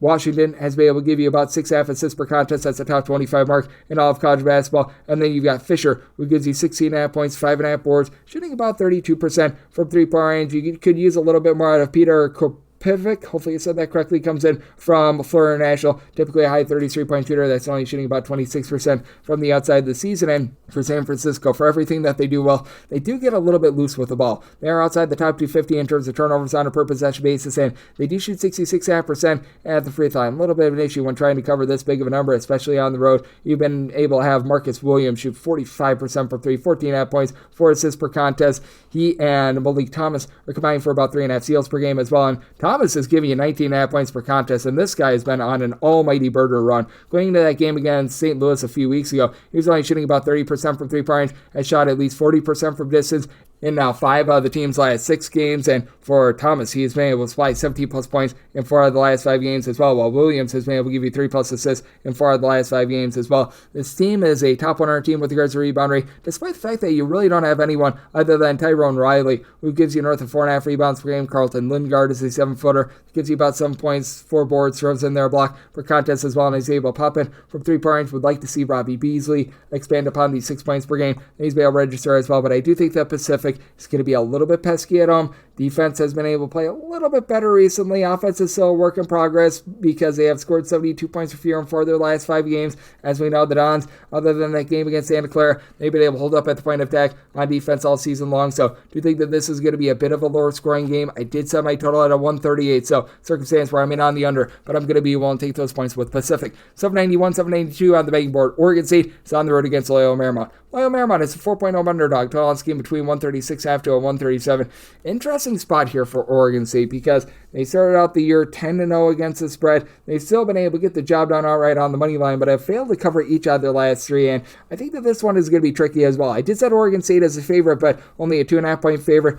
Michael Rata has still been able to give you a really good production, 16.5 points, 8.5 boards, but you tell him the Diamond Head Classic, he had a rough go of it, was able to rebound in a big way against Portland. 28 points, 5 boards, 5 assists. This guy's totally back. Shot 35.5% for 3-point range overall for the season, so like what I'm seeing there, but you've got another versatile big man in Javon Porter that I think matches up very well with him. Porter comes in after he's actually of relation to Michael Porter. He is able to give the team 13 points at 6'11", shooting only about 27% from 3-point range, but he's able to give you that outside threat, and at home that expands upon to 37% from 3-point range, block and a half per contest as well. So love what he brings to the table. This is a Loyola Marymount team that they do a lot of the little things relatively well as well. They only turn the ball over about 11.5 times per game. Will Johnson, he gives you 3 assists, less than a turnover per game, 12 points per contest. Caleb Stone-Carrawell has been able to shoot 41% from 3-point range. They do go up against an Oregon State team that is a top 50 unit in terms of points allowed on a per possession basis. It's an Oregon State team that has been able to do a better job of being able to generate turnovers, but it's not like they're like some sort of a dynamo with that regard either. They're just playing really good, tough man-to-man defense. They've also had DeMarco Minor come up very major for this team. He's a do-it-all guy in the backcourt. 10 points, 4.5 boards, 5.5 assists, just in the mid-30s from 3-point range. Do you think that Nate Kings, who's right now shooting 49% from 3-point range, sees a little bit of a fall off, but the team has been going deeper into their bench as well. Guys like Isaiah Sy and company, who will give you like 5-6 points per game. They've been able to step up in a nice way for this Oregon State team, but I do think that for Loyola Marymount, defense is going to be able to hold up here. It's a defense that I'm not going to call it amazing or anything like that, but they've given up pretty much 73 points or fewer in each out of their last 5 games, so I do think that they do an okay job here against an Oregon State team that's well outside the top 275 in terms of total possessions per game. So do you think that you get a slowed down slog of a game? Set my total 132.5. I'm in on the under, and I'm willing to take anything north of 3 here with Loyola Marymount. 793, 794 on the betting board. Pepperdine is on the road against St. Mary's. Another game that I wrote up. St. Mary's between 16.5 to 17-point favorites, and total on this game is 142.5. Wrote up the under. St. Mary's has been uncharacteristically bad with their defense at home. They are outside the top 175 in terms of points allowed on a per possession basis at home, but we're starting to see some semblance of the St. Mary's team being the team that we all know and love. They're still about 299th in the country in terms of total possessions per game, so they're playing very slowly. And St. Mary's has scored 73 points or fewer in all but one out of their last 10 games, so it's not like they're lighting it up with their offense. I'm willing to take the points with Pepperdine. I did set them as a 14-point underdog. With Pepperdine, they bring in Ed Schilling. He was over there on the East Coast for many, many years with regards to his coaching, and he has brought with him a few guys in the backcourt that he likes in Zion Bethea, who's only been able to give the team about 7 points per contest, but he's a guy that's able to chuck it from three-point range, and Pepperdine has really been able to elevate in the backcourt with Mo Odom being a top 10 player in all of college basketball in terms of facilitation, 7.5 assists, 13 points. He's right now shooting 40% from three-point range. Pepperdine about 11.9 turnovers per game. That's not too bad considering their tempo. Obviously, Pepperdine is going to be looking to play a little bit faster than St. Mary's, but it's not like this Pepperdine team gets completely out of sorts or anything like that. With Pepperdine, there's the total possessions per game. They're about 178th in all of college basketball. Stefan Torvik has been that mean man, 19.5 points, 5.5 boards, shoots 30% from three-point range, and for St. Mary's, still one of the best teams and not allowing second chances in all of college basketball. So you've got three separate guys that give you at least 7.4 rebounds per game. Luke Barrett, Mitchell Saxon, along with Paulius Marcusis. With Marcusis, he's able to give you about 13.5 points, shoots about 31% from three-point range at 6'8", and that's part of the issue for St. Mary's. As a collective, they're only shooting about 32.5% from three. You can tell that they're missing Ada Mahaney from the season ago. Even though Augustus Marisolinas in the backcourt has still been solved, 6.5 assists, a little bit over seal, 14 points per contest, just hasn't been quite that same elevator that he's been in the past. Now, I will say Mikey Lewis, the true freshman, he shoots 39% from three, 9 points per contest. He's come in, he's been able to make some nice contributions, but I like the way that Ed Schilling has put this team together. Neither of these teams necessarily amazing at being able to generate turnovers, but again, with this Pepperdine team, even though their offense has been very good recently, they've actually scored north of 76 points each out of their last 5 games. They've gone up against very up-tempo teams in that span as well. You've got a St. Mary's team that's starting to put the clamps down on defense with regards to regulation and regulation only. They've given up 68 points or fewer in pretty much 5 out of their last 6 games. So I think that St. Mary's looks to get back to their roots there. I don't think that that's going to be enough for a cover, though. Taking the points with Pepperdine, writing up the under as well. 795, 786 on the betting board. San Diego plays us to Santa Clara. Santa Clara is a 13-point road favorite, and your total on this game, it is 152.5, and Santa Clara made them a 13.5-point favorite. Not willing to go past the 13, but I'm going to be willing to lay the 13, as this is a San Diego team that is right now in the bottom 25 in all of college basketball with regards to their three-point shooting percentage at 27.2%. As a matter of fact, among players that average north of 4 points per contest, you don't have a single guy that's just shooting above 33.3% from three-point range. KJ Bradley has had to do it all. 15.5 points, 2 steals, 4 assists per contest. He's not only shooting about 29% from three-point range. San Diego, not the world's worst team on the glass, as you've got a pair of guys, Steven Jamerson, the second along Santiago Truat, who have been able to combine for about 16 rebounds per game. But Santa Clara, they're another team that does rank in the upper half of all of college basketball with regards to rebound percentage, and it's not even the guys that you'd expect. Like last year, Johnny O'Neal, along with Christoph Tilley, 2 guys that stand 6'10" or taller, they were really rock solid. And this year, they're combining for less than 10 rebounds per game. It's been Jake Anzinger, who comes over from the country of Germany. Last year was an okay player, but he's really been able to upgrade himself down low this year as well, and he's been a lot more versatile. He's only giving you about 2 points per contest, but throws in there about 2.5 assists per game. He's been able to give you about 6 rebounds per contest as well. It's a San Diego team that went to the D2 routes to try to find some talent. They have not been able to do so. And then with Carlos Stewart, he was over at LSU last year. 2 years ago at Santa Clara, he was able to give you 15 points per contest. Still not quite back to those averages, but he's been able to do a much better job recently for this team, as now he's been able to give this team in the backcourt about 11.5 points, 3 assists to a turnover and a half per contest. Adama Ball throws in there 13.5 points. He's been shooting about 37.5% from three-point range. It's a Santa Clara team that they're just racking up the points right now. They've been playing at one of the more up-tempo paces in all of college basketball. They're also giving up right around about 75 points per game as well. They're well outside the top 100 in terms of points allowed on a per possession basis. And if you just look at total possessions per game for Santa Clara, they're still only about 93rd in the country, but if you look at their last 3 games, they played at a tempo that's darn near 5 possessions per game higher than their season average. So Santa Clara starting to get things cranked up northward. San Diego is a top 75 team in terms of total possessions per game, but being outside the top 300 in terms of points scored on a per possession basis, they have not delivered their part with regards to a lot of these totals. So interesting scenario here. I did, as a result, set my total at 147.5. I just don't think that San Diego does their part with this total, so I'm in on the under, and I'm going to lay up to 13 with Santa Clara. 797, 798 on the betting board. UTEP is going to be playing us with Louisiana Tech.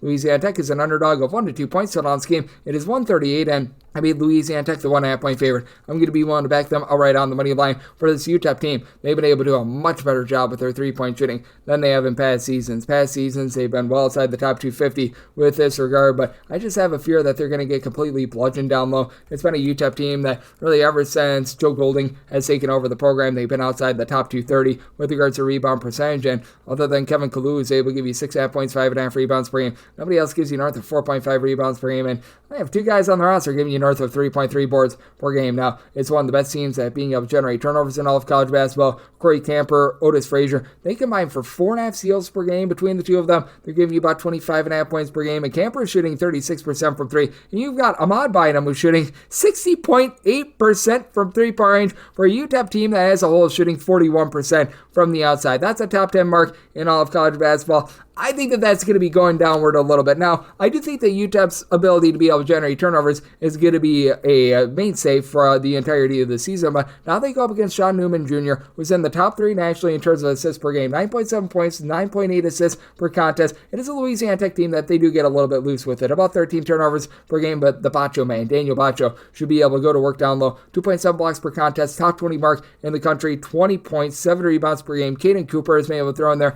about 8.5 rebounds per game. It's a situation of something's got to give. UTEP has been very good on the defensive side of things because they've been able to do a good job of being able to generate turnovers. Louisiana Tech is good at not allowing second chances. They do a nice job of being able to generate second chances for themselves as well. Right now for this UTEP team, they're about 92nd in the country in terms of points allowed on a per possession basis, but they give up darn near the same amount of points per possession when they're at home rather than on the road. And for Louisiana Tech, they've taken a little bit of setback with their defense, but they're still a team that if you look at them in a road or neutral court setting, they have been a top 58 team in the country in terms of points allowed on a per possession basis. Do think that with Louisiana Tech, they do a solid job defensively. I think what comes up must come down with regards to this UTEP 3-point shooting, and I think the Louisiana Tech finds a way to be able to get the job done. I did set my total at a 139.5. Do think that this could be a game that goes to overtime. You get some late game fouling, and like the way that Louisiana Tech is throwing out the ball, so in on the over, and I do like Louisiana Tech outright on the money line. 799, 800 on the betting board. Another game that I wrote up as we've got Oregon playing us to Illinois.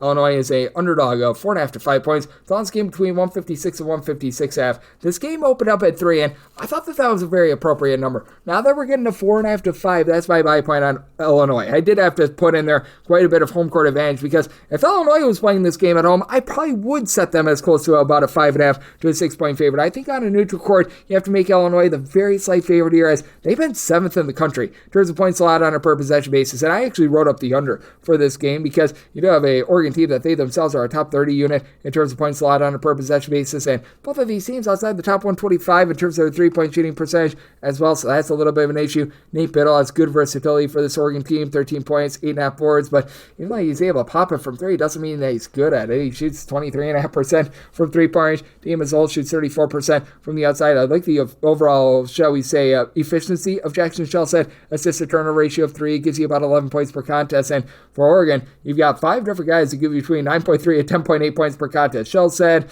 Brandon Angel, Keyshawn Bartholomew, Jaden Tracy, TJ Bamba, all these guys with Angel and Bartholomew, both shooting north of 46% from 3-point range, but I do think that the overall versatility of Kasparas Jakanuskis is going to be able to keep this team lively. He's been one of the best players in all of college basketball. 5.5 boards, 5.5 assists, 1.3 steals, 16.5 points per game, all while shooting 41.5% from 3. Now, most of the guys have not necessarily been amazing from 3-point range, but Tomislav Ivisic on a small sample size of 3-point shooting at 7 feet tall, he shoots 38.5% from the outside, 14.5 points, 9.5 boards, so they are going to be able to stay with, in my opinion, Biddle, and you've got an Illinois Illinois team that each other top 5 scorers do pull in there at least 4 rebounds per game. Will Riley has been one of the more underrated players in all of college basketball as well. It all depends upon which of these teams is going to be able to guard the perimeter a little bit better. Oregon has been a top 25 team in all of college basketball to guard their opponent's 3-point shooting percentage. Illinois, number 3 in the country, and Illinois has been, in my opinion, a little bit better on the boards. I do think that Illinois going to be able to hold in there with their rebound rate being number 4 in all of college basketball. I do think that this is going to be a lower scoring slog of a game. I did set my total at 148, recognize that Illinois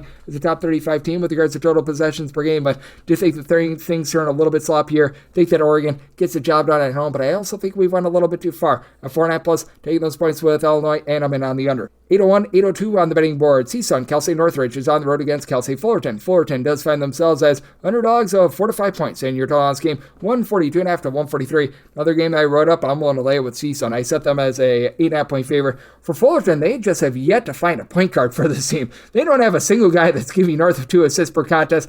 That's a big issue at this time of year, and they just have not been able to take too good care of the ball. They're outside the top 265 in terms of both points scored and points allowed on a per possession basis. Donovan Ode has been able to give you some production, 12.5 points, 5.5 rebounds per game, but you've got Keontae Jones on the flip side for CSUN, who's been very nice with regards to what he's been able to bring to the table. A block and a half, nearly 2 steals, 4 assists, 8.5 rebounds, 15 points per game, while shooting 53% from 3. You think that the 53% 3-point shooting is going to be going downward a little bit, but Marcus Adams Jr. began his career over at Kansas and BYU. He's flying the team with 14 points. He's shooting 36% from 3-point. CSUN is a team that's very much looking to run it and gun it. Defense sometimes leaves a little bit of something to be desired, but I hear recently they've really been able to do a nice job of being able to hammer down. I fully recognize that 1 or 2 of these games were against non-Division I opponents, but they have not allowed fewer than 70 points in 4 out of their last 6 games and in 5 out of their last 7 overall as well. You've got guys that are able to hit the boards for this team as well. You've been able to get about 4.5 boards out of Mohamed Fofana, so you've got good versatility there as well. And for this Fullerton team, you've been able to have John Mikey Squire be able to step up, give the team about 9.5 points per contest, but other than Ode, you don't have a single guy that gives you north of 4.5 rebounds per game. They're turning the ball over about 13.5 times per contest. I wish I had something nice to say about Cal State Fullerton. There's really not a ton there, and I do think that with CSUN, they're going to be able to dictate the terms, as Fullerton is just one of those chameleon teams. If you want to play fast, they'll play fast. If you want to play slow, they'll play slow. Fullerton has one of your slower teams in the country in terms of total possessions per game, but it's a team that, again, they are well outside the top 275 in terms of points allowed on a per possession basis. Do think that CSUN is going to be able to get things cranked up tempo a little bit more, as they're a top 20 team in terms of total possessions per game. 146.5 in on the over, and I wrote up CSUN. I'm going to lay up to 8 with them. 803, 804 on the betting board. Eastern Washington is playing against Montana. This is a pick'em game, and your total on this game is 154.5. I said Eastern Washington as a 2-point favorite. I do like them outright on the money line / as a pick. If you see them as a 1-point favorite, would be willing to lay like a 1 or so, as well as Montana just has not been able to do a good job on defense, and Montana is one of those teams that they always play much differently when they're at home rather than on the road. And for this Montana unit, right now in terms of points allowed on a per possession basis, 323rd in the country, and they are giving up 30.4 points more per 100 possessions when they're on the road rather than when they are at home. Now, Eastern Washington is leaving a lot to be desired. I believe that they've got 2 straight-up wins this year.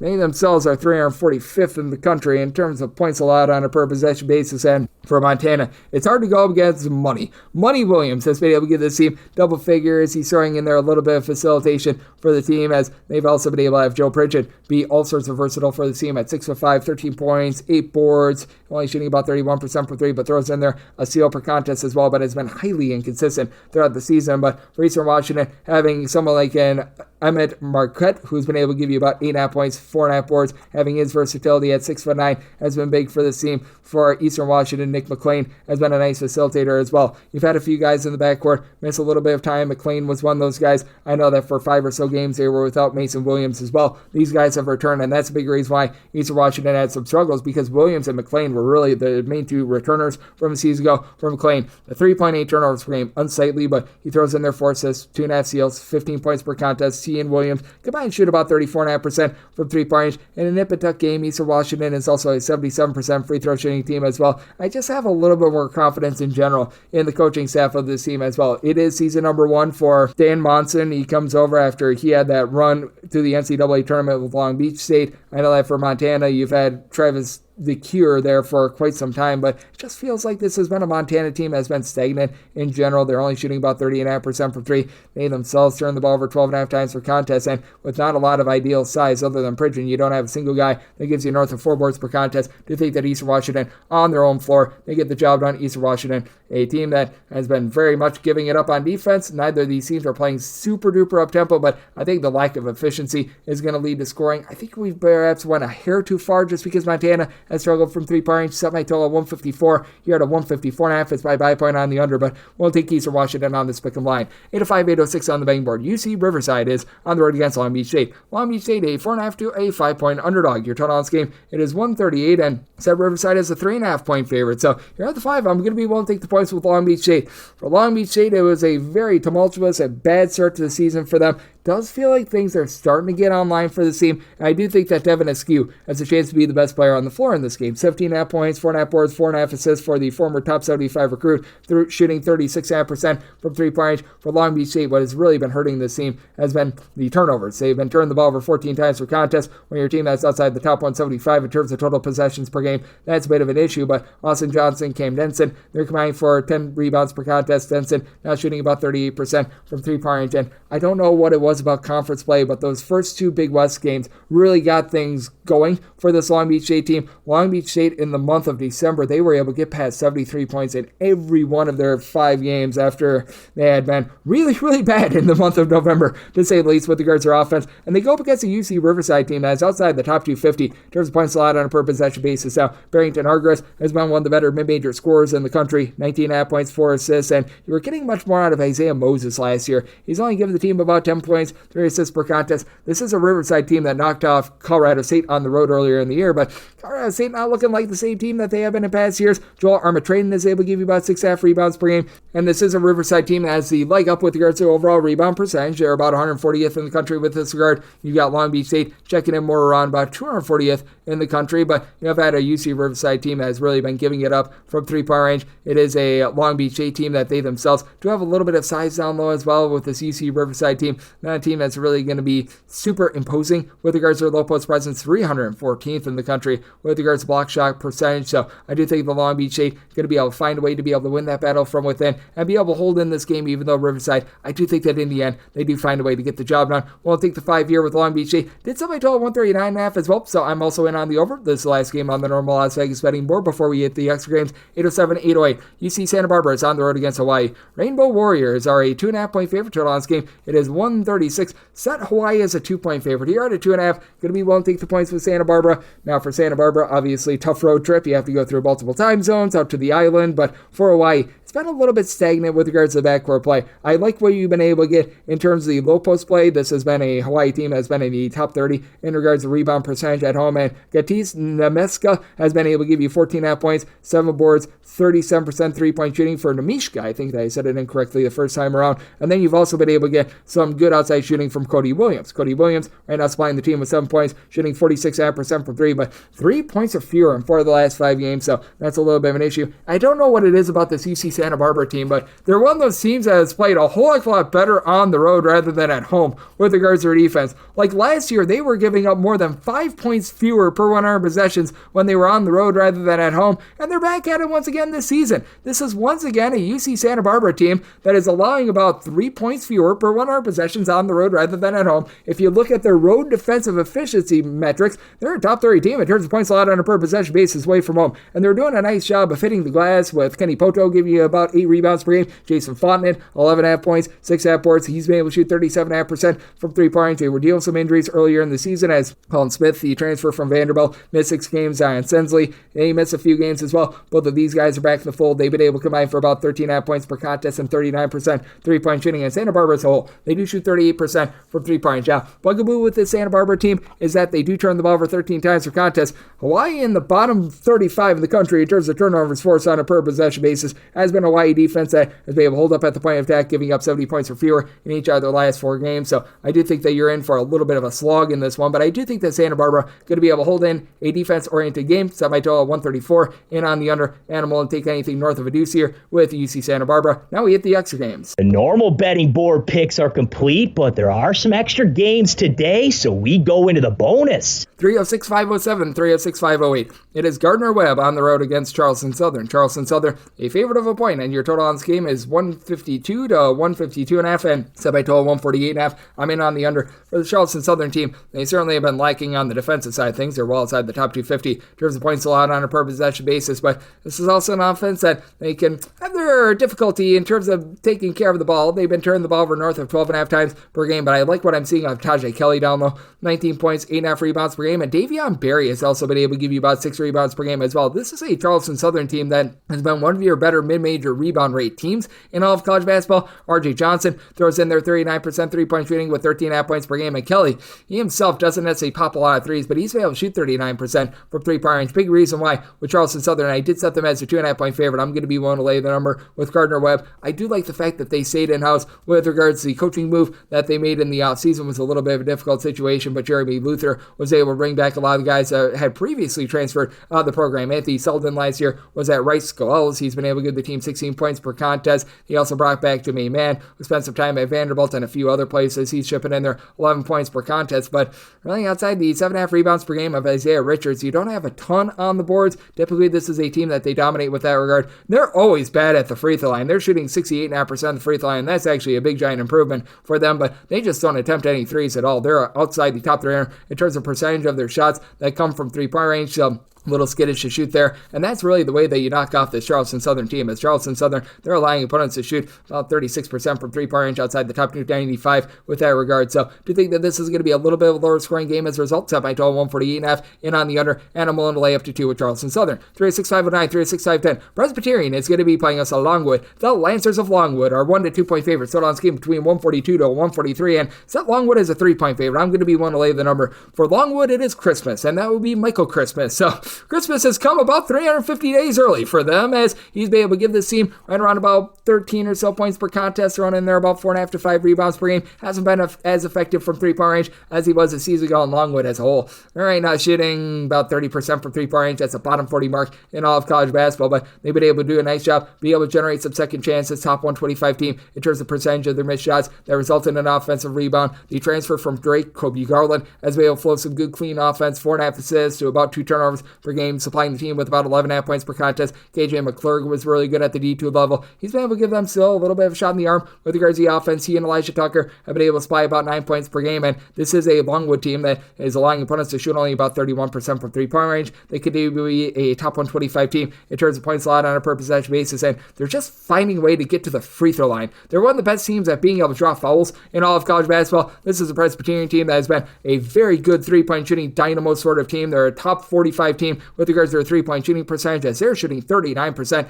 as a collective. Corey Mincy has been your main man with 15.5 points per contest, 4.5 assists per game, but it does cause for this team to be a little bit too reliant upon the three ball, as they just don't have a lot down low outside of Jonah Pierce, who's been able to give you about 7.5 rebounds per game. He's been dealing with a little bit of an injury throughout the season. Jalen Peterson, great name. He's been able to step up. He's been able to give you about 7 boards per contest as well, but is a Presbyterian team that has been having their issues with regards to guarding down low, as opponents' 2-point shooting percentage is outside the top 150 nationally as well, so that's been a tad bit of an issue. You've got Kobe Stewart, who's supplying the team with 14.5 points per contest, and it's just been very hit or miss with regards to this Presbyterian team, because they've been able to beat up on the lesser, shall we say, non-D1 teams that they've been playing against, but when they've had to step up, when they've had to play against these Division I teams, the offense has just went a little bit stagnant. I did set my total at 139. This is a Longwood team that's well outside the top 150 in terms of total possessions per game, and it's not like this Presbyterian team is playing at warp speed or anything like that. 289th in the country in terms of total possessions per game, so I'm in on the under, and I'm willing to lay up to 2.5 here with Longwood. 306-511, 306-512. Austin P is on the road against North Florida. The Governators are at 7 to 7.5 point underdog. Total on this game is 147. It's a good old situation of something's got to give, as Austin P is well outside the top 300 in terms of total possessions per game. Meanwhile, this North Florida team, 18th in the country in terms of total possessions per game. I did set my total at a 147, so right now with what we've got, about a 147.5 was the opener. At the opener of 147.5, I'm in on the under. I do think that this game is going to be slowed down quite dramatically, but just because you play slowly does not mean that you necessarily play the world's greatest defense, and for Austin P, that has been very much the case. They're outside the top 250 in terms of points allowed on a per possession basis, and for Austin P, they've just been dealing with a lot of injuries in general. Now the good news is reinforcements have been able to come a long way for them, and for Austin P, right now they're allowing opponents to shoot 38.1% from three-point range, so boy oh boy, do they need them. Sal Witt, who's been able to give you double figures. He missed 5+ games this season. He's back along with LJ Thomas. Thomas has been your main constant. He really hasn't missed any time this year. 17.5 points, 5 boards, 3.5 assists, and his 3-point shooting of 57% from last year. Shocker, it's gone downward, but it's at less than 25% from the outside. And North Florida has been a unit that has taken north of 50% of their field goals over the last 2 years from 3-point range. They've got 5 guys that are scoring in double figures, with Nate Lacheris being able to deliver 6'6" size, shooting 41% from the outside, 13 points per game. Liam Murphy, who comes on over from Columbia, has been able to shoot north of 40% for 3, north of 11 points per game. But their top scorer, Josh Harris, has been missing really since the middle of December. Seems like it's unlikely that he's going to be able to go in this game, but you still have your main facilitators. You've gotten 6 assists, 11 points per contest out of Jalen Smith. Even in the 2 games where they've been without their main man, they've still able to get to 81 points against UNC Asheville. They were held to 45 points against Florida, but I'm willing to give them a pass because this Florida team has just been mauling everyone. And for this North Florida team, the defense has been leaving a little bit of something to be desired. For this North Florida team, they have allowed north of 75 points in every one of their games since the beginning of the month of December, and they have held one opponent to have fewer than 70 points thus far this season ever since that Charleston Southern game. That was game number 2 of the season. Meanwhile, you've got an Austin Peay team that they have scored 60 points or fewer in each of the last 4 games against D1 opponents. That includes the games against Sam Hanford. So, situation of something's got to give. Did somebody total at a 147 in on the under. Even though North Florida is dealing with some ailments, do think that they get the job done. Willing to lay up to 8.5 with this North Florida team. 3-6-5-13, 3-6-5-14. Winthrop plays USC Upstate. Upstate is an underdog of 15 points.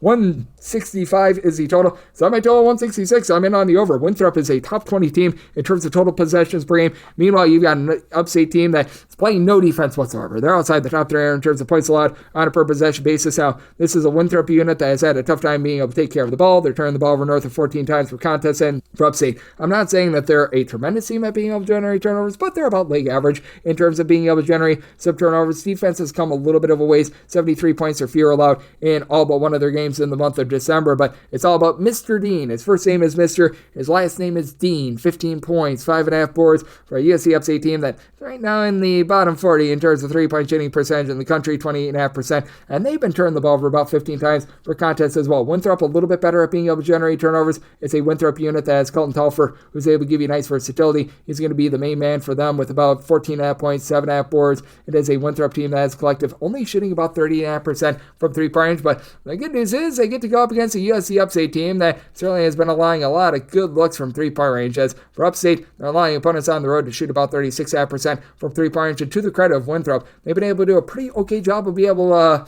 guard the 3-point line at home. They're actually allowing opponents to shoot 36.5% from 3. That goes down to about 32.5% on the road. But Nate Johnson throws in there about 10.5 points per contest. You've had Kason Harrison be able to give you about 3.5 assists per game as well. I do think the USC Upstate, with not a ton down low, Mr. Dean is right now leading the way in terms of rebounding. That is going to allow this Winthrop team that has been having a little bit of a tough time with their defense, 77 plus points given up in 4 of their last 5 games, to be able to get the job done against a USC Upstate team that they themselves, despite their tempo, they have now scored 70 points or fewer in every one of their games against a D1 team other than one against Western Carolina since Thanksgiving. So a fascinating ordeal here, but I do think that for USC Upstate, going to be a rough one. I did set my line at 18. I'm going to be willing to lay with Winthrop. Made my total a 166, so also in on the over. 3-6-5-15, 3-6-5-16. Holy Cross is going to be playing us to Loyola, Maryland. Loyola, Maryland is an underdog of 2 points, 2.5, seeing in some spots as well. Total on this game, 140.5 to 141. And I did set my line at 5. I'm going to be willing to lay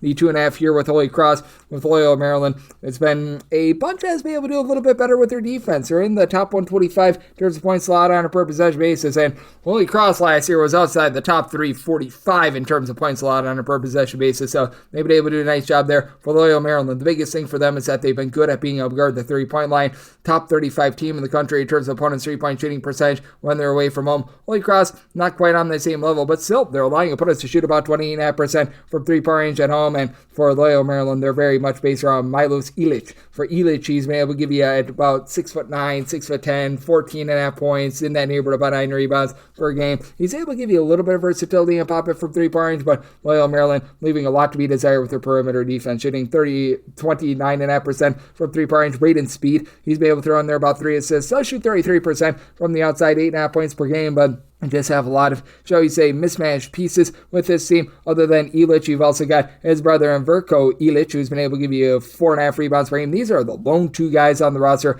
They're able to give you north of 4 boards per contest. Meanwhile, for this Holy Cross team, you've been able to get some relatively good versatility, and I like Dave Paulson as a coach. He was able to send the Bucknell Bison to the NCAA tournament a few times when he was over there, and he's been able to do a nice job of just being able to instill a little bit of toughness for this team. He's been looking to a lot of these guys and saying right around about 6'5", 6'6", that have good versatility. Joe Nugent has been one of your main men. He was a very good scorer a season ago and has been able to build off of that this year with 12 points, 4.5 boards, shooting about 43.5% from 3. And Max Green shoots 40.5% from the outside. Now, Loyola Maryland's good perimeter defense, that's going to sell you a little bit of what Holy Cross is looking to do, because they're currently shooting 39.5% from 3. That's a top 25 mark in all of college basketball. And for Holy Cross, this team is outside the top 300 in terms of percentage of their missed shots. That resulted in an offensive rebound, but Loyola Maryland doing a very bad job of being able to get second chances themselves. Holy Cross not generating a lot of turnovers. Loyola Maryland a little bit better with that regard, but Loyola Maryland having a little bit of a tougher time as well of being able to take care of the ball themselves. Other than speed, you really don't have a lot of guys that help facilitate in the backcourt as well. So it turns into a very interesting scenario here with a Loyola Maryland team that frankly has not been able to come up with a lot of turnovers, and a Loyola Maryland offense that against D1 competition, this excludes the overtime session that we saw against Radford. So if you're looking at regulation and regulation only, this has been a team that has been held to 67 points or fewer in every one of their games this far this season. I do think that Holy Cross finds a way to get the job done, though I do think that we're going to see an upgrade in scoring here. I did set my total at a 143, so I'm in on the over, and I'm going to take Holy Cross laying this number. 3 at 6'5", 17, 3 at 6'5", 18. Navy plays us to American. American is an American 3-point favorite, and your total on this game is 139, so my total 135.5. I'm in on the under. American outside the top 275 in terms of total possessions per game, and for Navy, I recognize that the defense has been slipping a little bit. I think that we have been, I would say, being a little bit too harsh on this Navy team, as it's a Navy unit that, with regards to their 3-point shooting defense, on the road, they're allowing opponents to shoot 33.5% from 3, at home closer to 37.5%. So I do think that that's going to iron out a little bit, and for this Navy team, you've been able to get quite a bit of production down low out of Aiden Kihoe, who's been able to give you about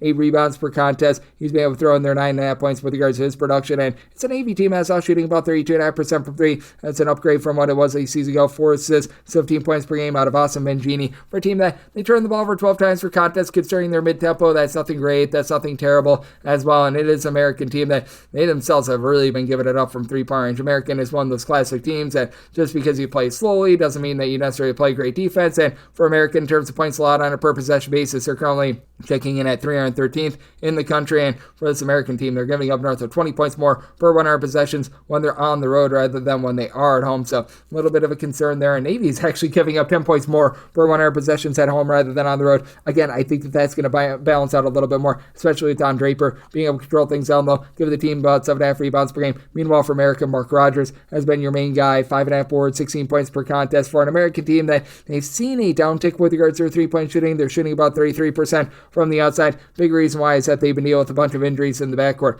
Elijah Stevens, Jeff Spruce have been in and out of the lineup all season long, but now they're getting back Spruce. He's been back for the last 2 games, has supplied the team with a combined 21 points and 7 assists in those 2 games, so that's been able to help them out a little bit. But for this American team, even though they've gotten some reinforcements back in the lineup, in regulation and regulation only, because they played a harebrained double overtime game against UMBC, and UMBC in general is one of those teams that plays super up-tempo. So if we look at regulation only, they have been held to 60 points or fewer in 3 of their last 4 games. Meanwhile, it's a Navy team that they themselves have not necessarily been able to generate a ton with regards to their offense. They're at 66 points or fewer in all but 2 of their games since the beginning of the month of December. So to think they get a little bit of a lower scoring game between 2 teams that are really not looking to push tempo, I'm in on the under. And with Navy, I do think that they find a way to get the job done as American, getting back a lot of those pieces, but it feels like they're a little bit more disjointed with their offense as they are trying to reacclimate those guys into the lineup. So do like Navy on the money line and the under. 3 at 6'5", 19, 3 at 6'5", 20. It's Jacksonville playing us a Lipscomb. Lipscomb does find themselves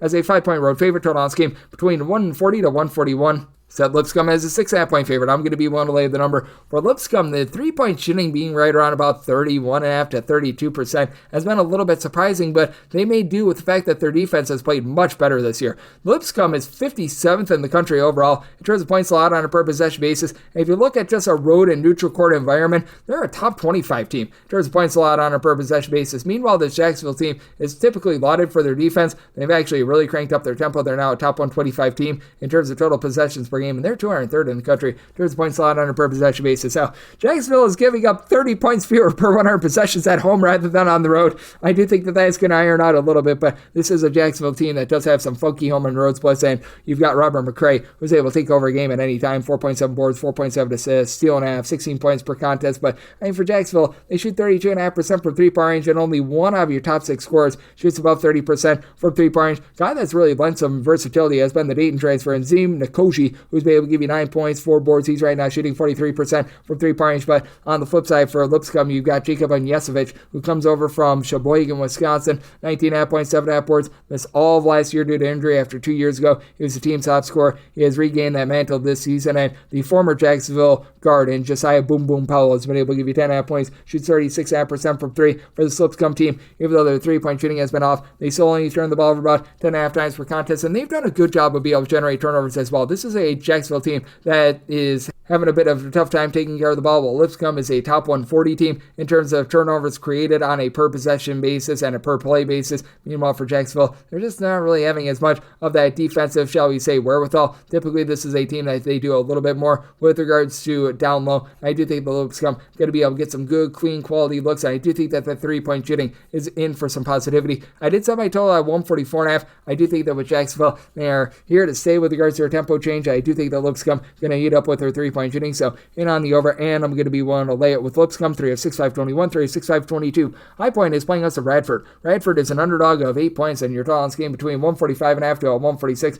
Set High Point as a 10-point favorite. I don't think that they're going to be a low point. I'm going to be willing to lay the number. Recognize that things have been a little bit less than tremendous thus far this season for High Point, but this is still a High Point team that's in the top 75 nationally in terms of points scored on a per possession basis, and for this High Point unit, they've really been able to step up with their defense as well. Top 155 with regards to points allowed on a per possession basis, and for this Radford team, typically this is a team that they really get after it defensively. 248th in the country in terms of points allowed per possession. Now for Radford, you do have a guy down low that I really like in Josiah Harris. He was limited last year due to injury, 9.7 boards. He has come back in a big way, and in the backcourt, Jarvis Moss has been that main guy, being able to throw in their 15.5 points per contest from three-point range. He's splashing it at a 37% clip, but this is a High Point unit that should be able to do a nice job on the glass with Jocelyn Bodu, only giving you about 4 points per contest, but he's been able to haul in there 7.5 rebounds per game. Chase Johnson, he had scored 31 plus points in the team season opener. From there, he had scored like 11 points or fewer in 10 plus straight games. He was able to go off, and he was able to go nuclear just after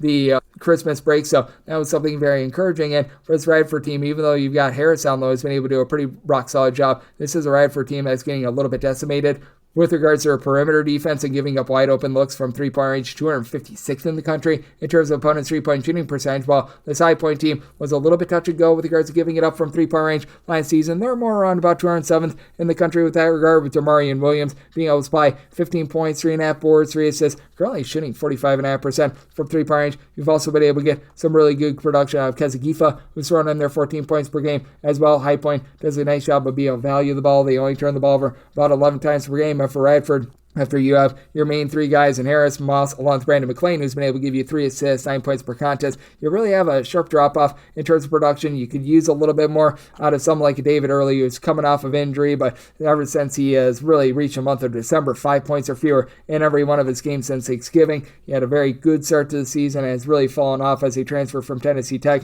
Team has turned the ball over only about 11.5 times per contest, so haven't been too bad there, but they just haven't set up good quality looks for themselves against C1 competition in games that have wrapped up in regulation, as they played an overtime game against Bucknell, and they've had a few other, shall we say, tomfooleries out there. They've scored 70 points or fewer in each of their last 5 games. Meanwhile, you've got a High Point team that has reached at least 74 points in 4 of their last 5 games. So, interesting circumstance here. Do you think that High Point gets the job done and is able to do a solid job from within against a Radford team that's in the top 100 with regards to a rebound rate? Did set my total 142 in on the under, and I'm willing to lay up to 10 points with High Point. High Point outside the top 3 in terms of total possessions per game as well. 3 of 6, 523, 3 of 6, 524. Lafayette plays us Boston U. Boston U is a 1-point road favorite. So this game was 127.5. Wrong team is favored here. I did set Lafayette as a 3.5-point favorite. I do like them outright on the money line. This is a Boston U team that's been a pretty good defensive team on the road over the last few seasons. They just can get no offense going whatsoever. They're outside the top 325 in terms of turnovers on a per possession basis. And that Boston U defense has dipped just a little bit. They're more around 144th in the country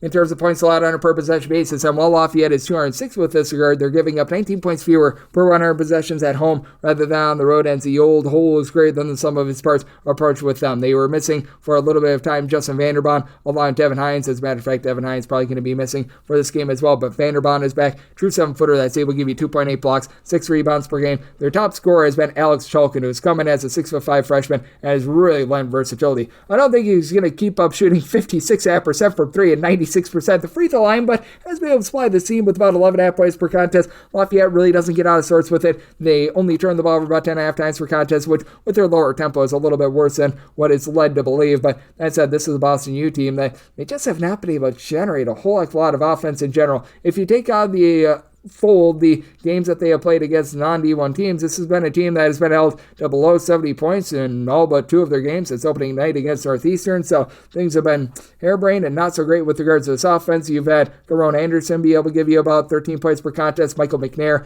is running there about 10 points. Miles Brewster, the top scorer from a season ago, still give you about 2 assists, stealing that per contest, but now shooting only about 29.5% from 3-point range. They're starting to get Otto Landrum back as well. He was one of their top rebounders from a season ago. He's been back for about 5 or so games, averaging 5.5 points, 4.5 rebounds per game. You can tell that he's not fully back to being himself, but 4+ boards in 3 out of the last 4 games, relatively encouraging. That should help out more or less the defense in this circumstance, as I think that you're getting a low-scoring slog in this game. I did set my total at a 127.5. Right now, seeing a stray 127. That would be my max buy point on the over, as Lafayette has been able to do a good job of valuing the ball. So at a 127 or less in on the over, and I'm going to take Lafayette outright on the money line, set them as a favorite more around 2.5 or so points. They're at 6.525, they're at 6.526. Florida Gulf Coast is on the road against West Georgia. West Georgia is a underdog of 8 to 8.5 points. 138.5 to 137.5 is your total. Set Dunk City as a 10-point favorite. I'm going to be one to lay. West Georgia has had a rude, shall we say, welcome to the Division I ranks, as in terms of both points scored and points allowed on a per possession basis,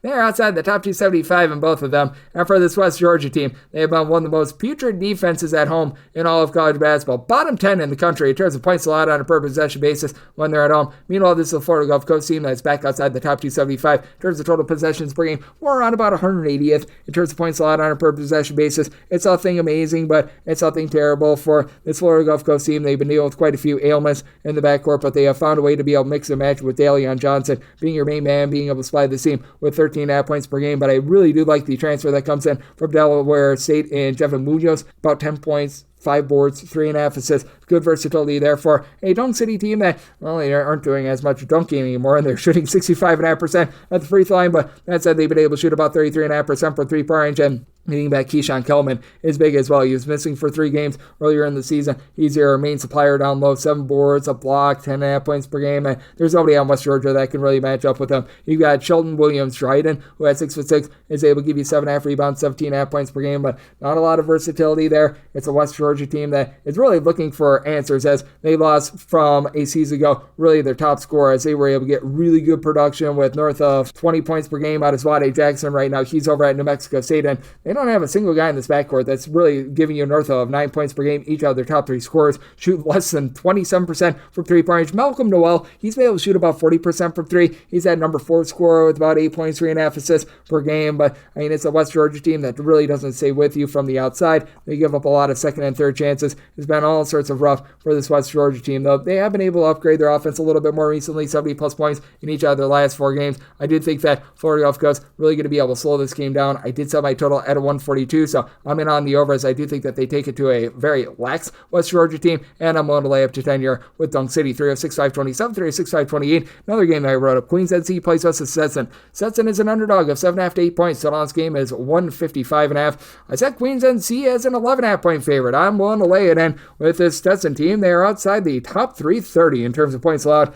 on a per possession basis. They lose everyone that scored north of 2 points per contest from that team that made the NCAA tournament last season, and it's been all sorts of awful. Kai Ellison has been able to give you 14 points per game, but Stetson as a low-tempo team is right now turning the ball over 14.3 times per contest. Not great. They do bring in the Howard transfer in Jordan Wood. I believe they also spent some time over at the Tulane Green Wave as well. At 6'10", he's able to give you a little bit of 3-point shooting, career 34% 34% three-point shooter. This year that's gone down to about 28 or so percent. He's been able to give the team about 3 rebounds per game, and not having Uba Gesirse down low has really hurt the Stetson team, as well as Queens NC. They're a team that's well outside the top 200 with regards to rebound rate as well, but Malcolm Wilson being able to give this team about 6.5 rebounds per game. He's also given them 3.8 blocks per game. That is a top 5 mark in the country. He should be able to win that battle down low. It is Queens NC team that is turning the ball over 14 times per game. Stetson outside the top 275 in terms of turnovers forced on a per possession basis. So Leo Comarillo has come over from Fresno State. He's supplying 11 points per game. It's really become a Queens NC team that the whole is greater than the sum of its parts. Comarillo is right now your top scorer, but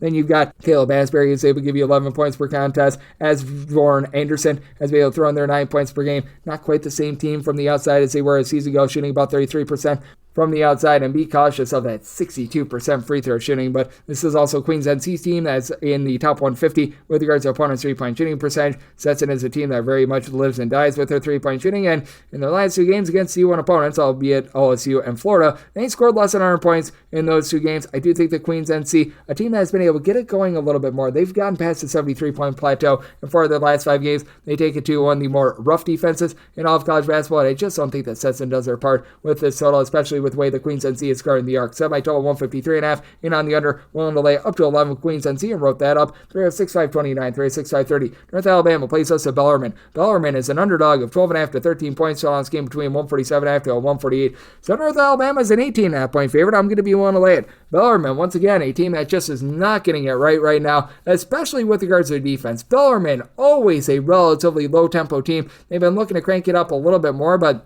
for them, cranking it up means that they're now 247th in the country in terms of total possessions per game, but 357th in terms of points allowed on a per possession basis. You do have Ben Johnson, who's been able to give the team 12.5 points per contest. I know that they've been dealing with the injury to the William & Mary transfer and Jack Karzinski. He's been out since the beginning of the month of December, and that's been bad because he was averaging for the team 17 points per contest, and ever since he went out of the fold, this has been a team that really has hit the skids with regards to their defense. In their games without Karzinski on defense against Z1 competition, they have given up 79 points in every one of these games. Meanwhile, you've got a North Alabama team that they've been able to get to at least 74 points in 3 out of their last 4 games. It has been a defense that's really been able to ratchet up as well. They're giving up fewer than 70 points 3 of their last 4 games, albeit not necessarily against the world's greatest competition, but all D1 teams. Jakari Lane is flying the team with 16 points, shooting 37.5% from 3. They've been a little bit hindered down low by the Dallas Howell injury, but you've had guys be able to step up as you're getting 8 boards, nearly 10 points per game out of Cornelius Williams.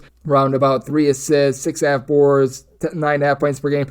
Tate Fields, who's shooting 43% from 3, and you haven't even necessarily unlocked Daniel Ortiz. 2 seasons ago for North Alabama, he was shooting 40% from 3, 15 points per game. Last year, he was over at UAB. He's a boomerang transfer. He's back, and he's only been able to give the team about 10.5 points per contest, but has exceeded 10-plus points in all 3 of the last 4 games. Feels like he's getting more comfortable with a North Alabama team that's in the top 75 in terms of taking care of the ball. Only turned the ball over about 10 times per contest. This is a Bellarmine outfit that turned the ball over north of 13 times per game, and with North Alabama being a top 75 team in terms of turnovers forced on a per possession basis, they think the Bellarmine is in for a rough night on this one. I set my line at 18.5. I'm going to be willing to lay the number. Set my total at 146.5, so I'm also in on this total under, as I don't think that Bellarmine does their part with this one. 306.531, 306.532. Bucknell is going to be on the road against Lehigh. Another game I wrote up. Bracket Bus and Bison are 3-point underdogs. Totals between 137 to 138. Wrote up the over. I set this total more around a 145.5. For Bucknell, they're now a top 35 team in the country in terms of total possessions per game, and they were dealing with a little bit of injury towards the beginning part of the season. That's a big reason why, in terms of percentage of their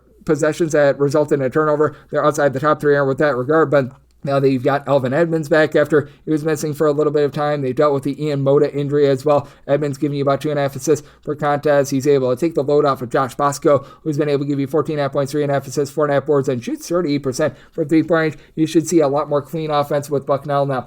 Bucknell shooting 30.5% from 3, 64% in the free throw line. That's been a little bit less than savory. And for this Bucknell team, they are a top 150 team in terms of points allowed on a per possession basis. They go up against a Lehigh team that last year they were the most up-tempo tempo team in the Patriot League, but they've really slowed it down this year. Hasn't resulted in better defense. They're 340th in the country in terms of points allowed on a per possession basis, but the offense has been clean. You've got Keith Higgins, who's been able to supply the team with 18 points per contest, throws in their 5 boards, shoots 43.5% from 3-point range. He's right now your top rebounder, though. Lehigh well outside the top 250 with regards to rebound percentage. Noah Williamson, he's a true 7-footer that's able to give you 13.5 points, 6.5 boards, a little bit over a buck per contest for this bracket busting Bison team. Meanwhile, you've got Ben Knotzman, who's been able to give you 4 assists per contest for a Lehigh team that's done a nice job being able to clean up those turnovers. Do think that Lehigh gets the job done outright on the money line, but I think that you get very much an up and down rapid game, and I do think that Bucknell is going to be able to find a little bit more from the outside with Bosco now freed up to be able to focus a little bit more on popping it from 3. So I wrote up the over with Bucknell, and I'm willing to take 3+ here with Bucknell. Set them as a 1.5 point underdog. 3 of 6, 533, 3 of 6, 534. Colgate plays us at Army, and Army is an underdog of 5 points, and your total is between 143.5 to 144. And with Colgate,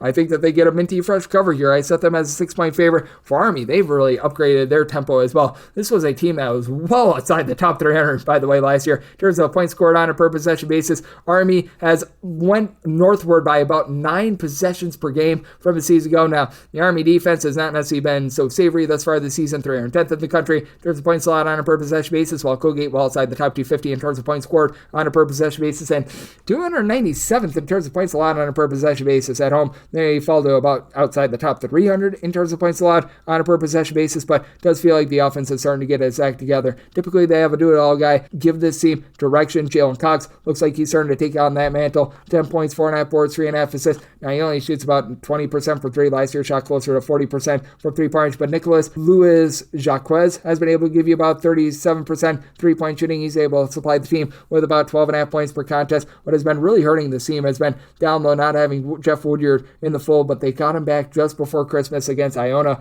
guy that last year was able to give the team about 4.5 boards, a block, 7.5 rebounds per game, and he's looking to pick up where he left off earlier in the season, where he was averaging 8.5 points, 6.5 rebounds per game. That'll give them some rim protection, especially when you got A.J. Allenpatch on the flip side, who's been able to give this Army team right around about 9 boards, 11.5 points per game, as it's been Jalen Rucker along Josh Scovins who have really been making this offense move north of 35 points per contest. Rucker throws in their 2 steals per game, shoots 40% from 3, and Army as a whole, they've been able to shoot about 33.5% from 3-point range, 68.5%. The free throw line doesn't sound savory, but it's better than what it has been in past years for the team, as they were really starting from the bottom with that regard. But this is an Army team that they leave themselves completely vulnerable from 3-point range. They're allowing opponents to shoot 36.8% from 3-point range. I do think that Colgate going to start to ratchet up that defense a little bit more. Getting back Woodyard, I think, is massive, and I do think that they find a way to get the job done. And Colgate, well outside the top 275 in terms of total possessions per game, I do think that they get this game slowed down. So I did set my total 142 in on the under, and I'm willing to lay up to 5.5 with Colgate. And then we wrap things up with another write-up. 3 of 6, 535, 3 of 6, 536. You got Eastern Kentucky on the road against Central Arkansas. This opened up around 3 to 3.5 with Eastern Kentucky laying it. Now they're between a 4.5 to a 5-point favorite total on this game, between 149.5 to a 150.5. I wrote up Eastern Kentucky laying the number. I would be willing to lay up to about 11.5 with them. I set them as a 12-point favorite. This Central Arkansas team outside the top 250 in terms of both points scored and points allowed on a per possession basis. I really don't have a lot of 3-point shooting with this team. And Eastern Kentucky back in the top 85 in terms of turnovers forced on a per possession basis. I love the versatility of Javonte Blanton. He's been the main scorer for Eastern Kentucky, being able to supply 16.8 points, 6 boards, 3.5 assists per game. But you've got George Kimball, who throws in there about 3.5 assists, nearly 3 steals, 16 points per game. He shoots 36% from 3-point range. You've got a pair of guys that come in from Charleston as well. Mir Wool's been able to give you 6 rebounds per game. Jordan Crawford, he's been able to shoot 35% from 3-point range. He's put in there 9+ points in 4 of the last 5 games, so he's been surging for the team recently. Ty Buttery, he has been buttery from 3-point range. Buttery smooth, shooting 40% from the outside end for the Central Arkansas team. I like what Elias Cato along with Lane Taylor have been able to bring to the table. They combined for about 32 points, 9.5 boards with Taylor, 2.2 steals, 3.5 assists per game, and shoots 34% from 3-point range. But Central Arkansas in the bottom 25 in terms of 3-point shooting percentage at 27.5%, albeit they played against a rough non-conference slate, but I was expecting a lot more out of Michael Everbrow as well. He was over at Siena 8 seasons ago. He's been able to give the team about 7 points, 4.5 rebounds per game. And Central Arkansas, not the world's worst team on glass, and this is an Eastern Kentucky team outside the top 250 in terms of their rebound percentage, but for Central Arkansas, I mean, just getting absolutely blowtorched with regards to their defense. They have no way of being able to guard the three-point line, and this is a Eastern Kentucky team that they very much base around the three-point shot. Central Arkansas, allowing at home teams that shoot 39.1% from three-point range. I do think that this one is going to get ugly. I wrote up Eastern Kentucky laying the number. I did set my total at 154 as well, so in on the over and in on Eastern Kentucky, and that'll wrap things up for the Thursday edition of Coast to Coast Hoops, now part of the VSiN Family Podcast. Big thanks to Tristan Freeman of Bustin' Brackets for joining me in the last segment. If you do like hearing from this fine podcast, Coast to Coast Hoops, you're able to subscribe wherever your podcasts, Apple Podcasts, Google Play, Spotify, Stitcher, and TuneIn. If you have a question, comment, segment idea, what have you for this podcast, you have one of two ways we offer those in. First one is my Twitter/X timeline at GNN_D1. Keep in mind, letters EM, they mean does not matter. So, as per usual, please send these into the timeline. Other ways, find an Apple Podcast review. If you rate this podcast 5 stars, it is very much appreciated. From there, you're able to fire in whatever you'd like to on this podcast via that 5-star review, and I'm coming at you guys every single day on this podcast. So, I'll be back with you once again tomorrow. Thank you. From emails to reports and project proposals, it's hard to meet the demands of today's competing priorities without some help. Grammarly is the essential AI communication assistant that boosts your productivity at work so you can get more of what you need done faster. Just a few clicks can tailor your tone and writing so you come across exactly as you intend. Get time back to focus on your high-impact work. Download Grammarly for free at grammarly.com/podcast. That's grammarly.com/podcast.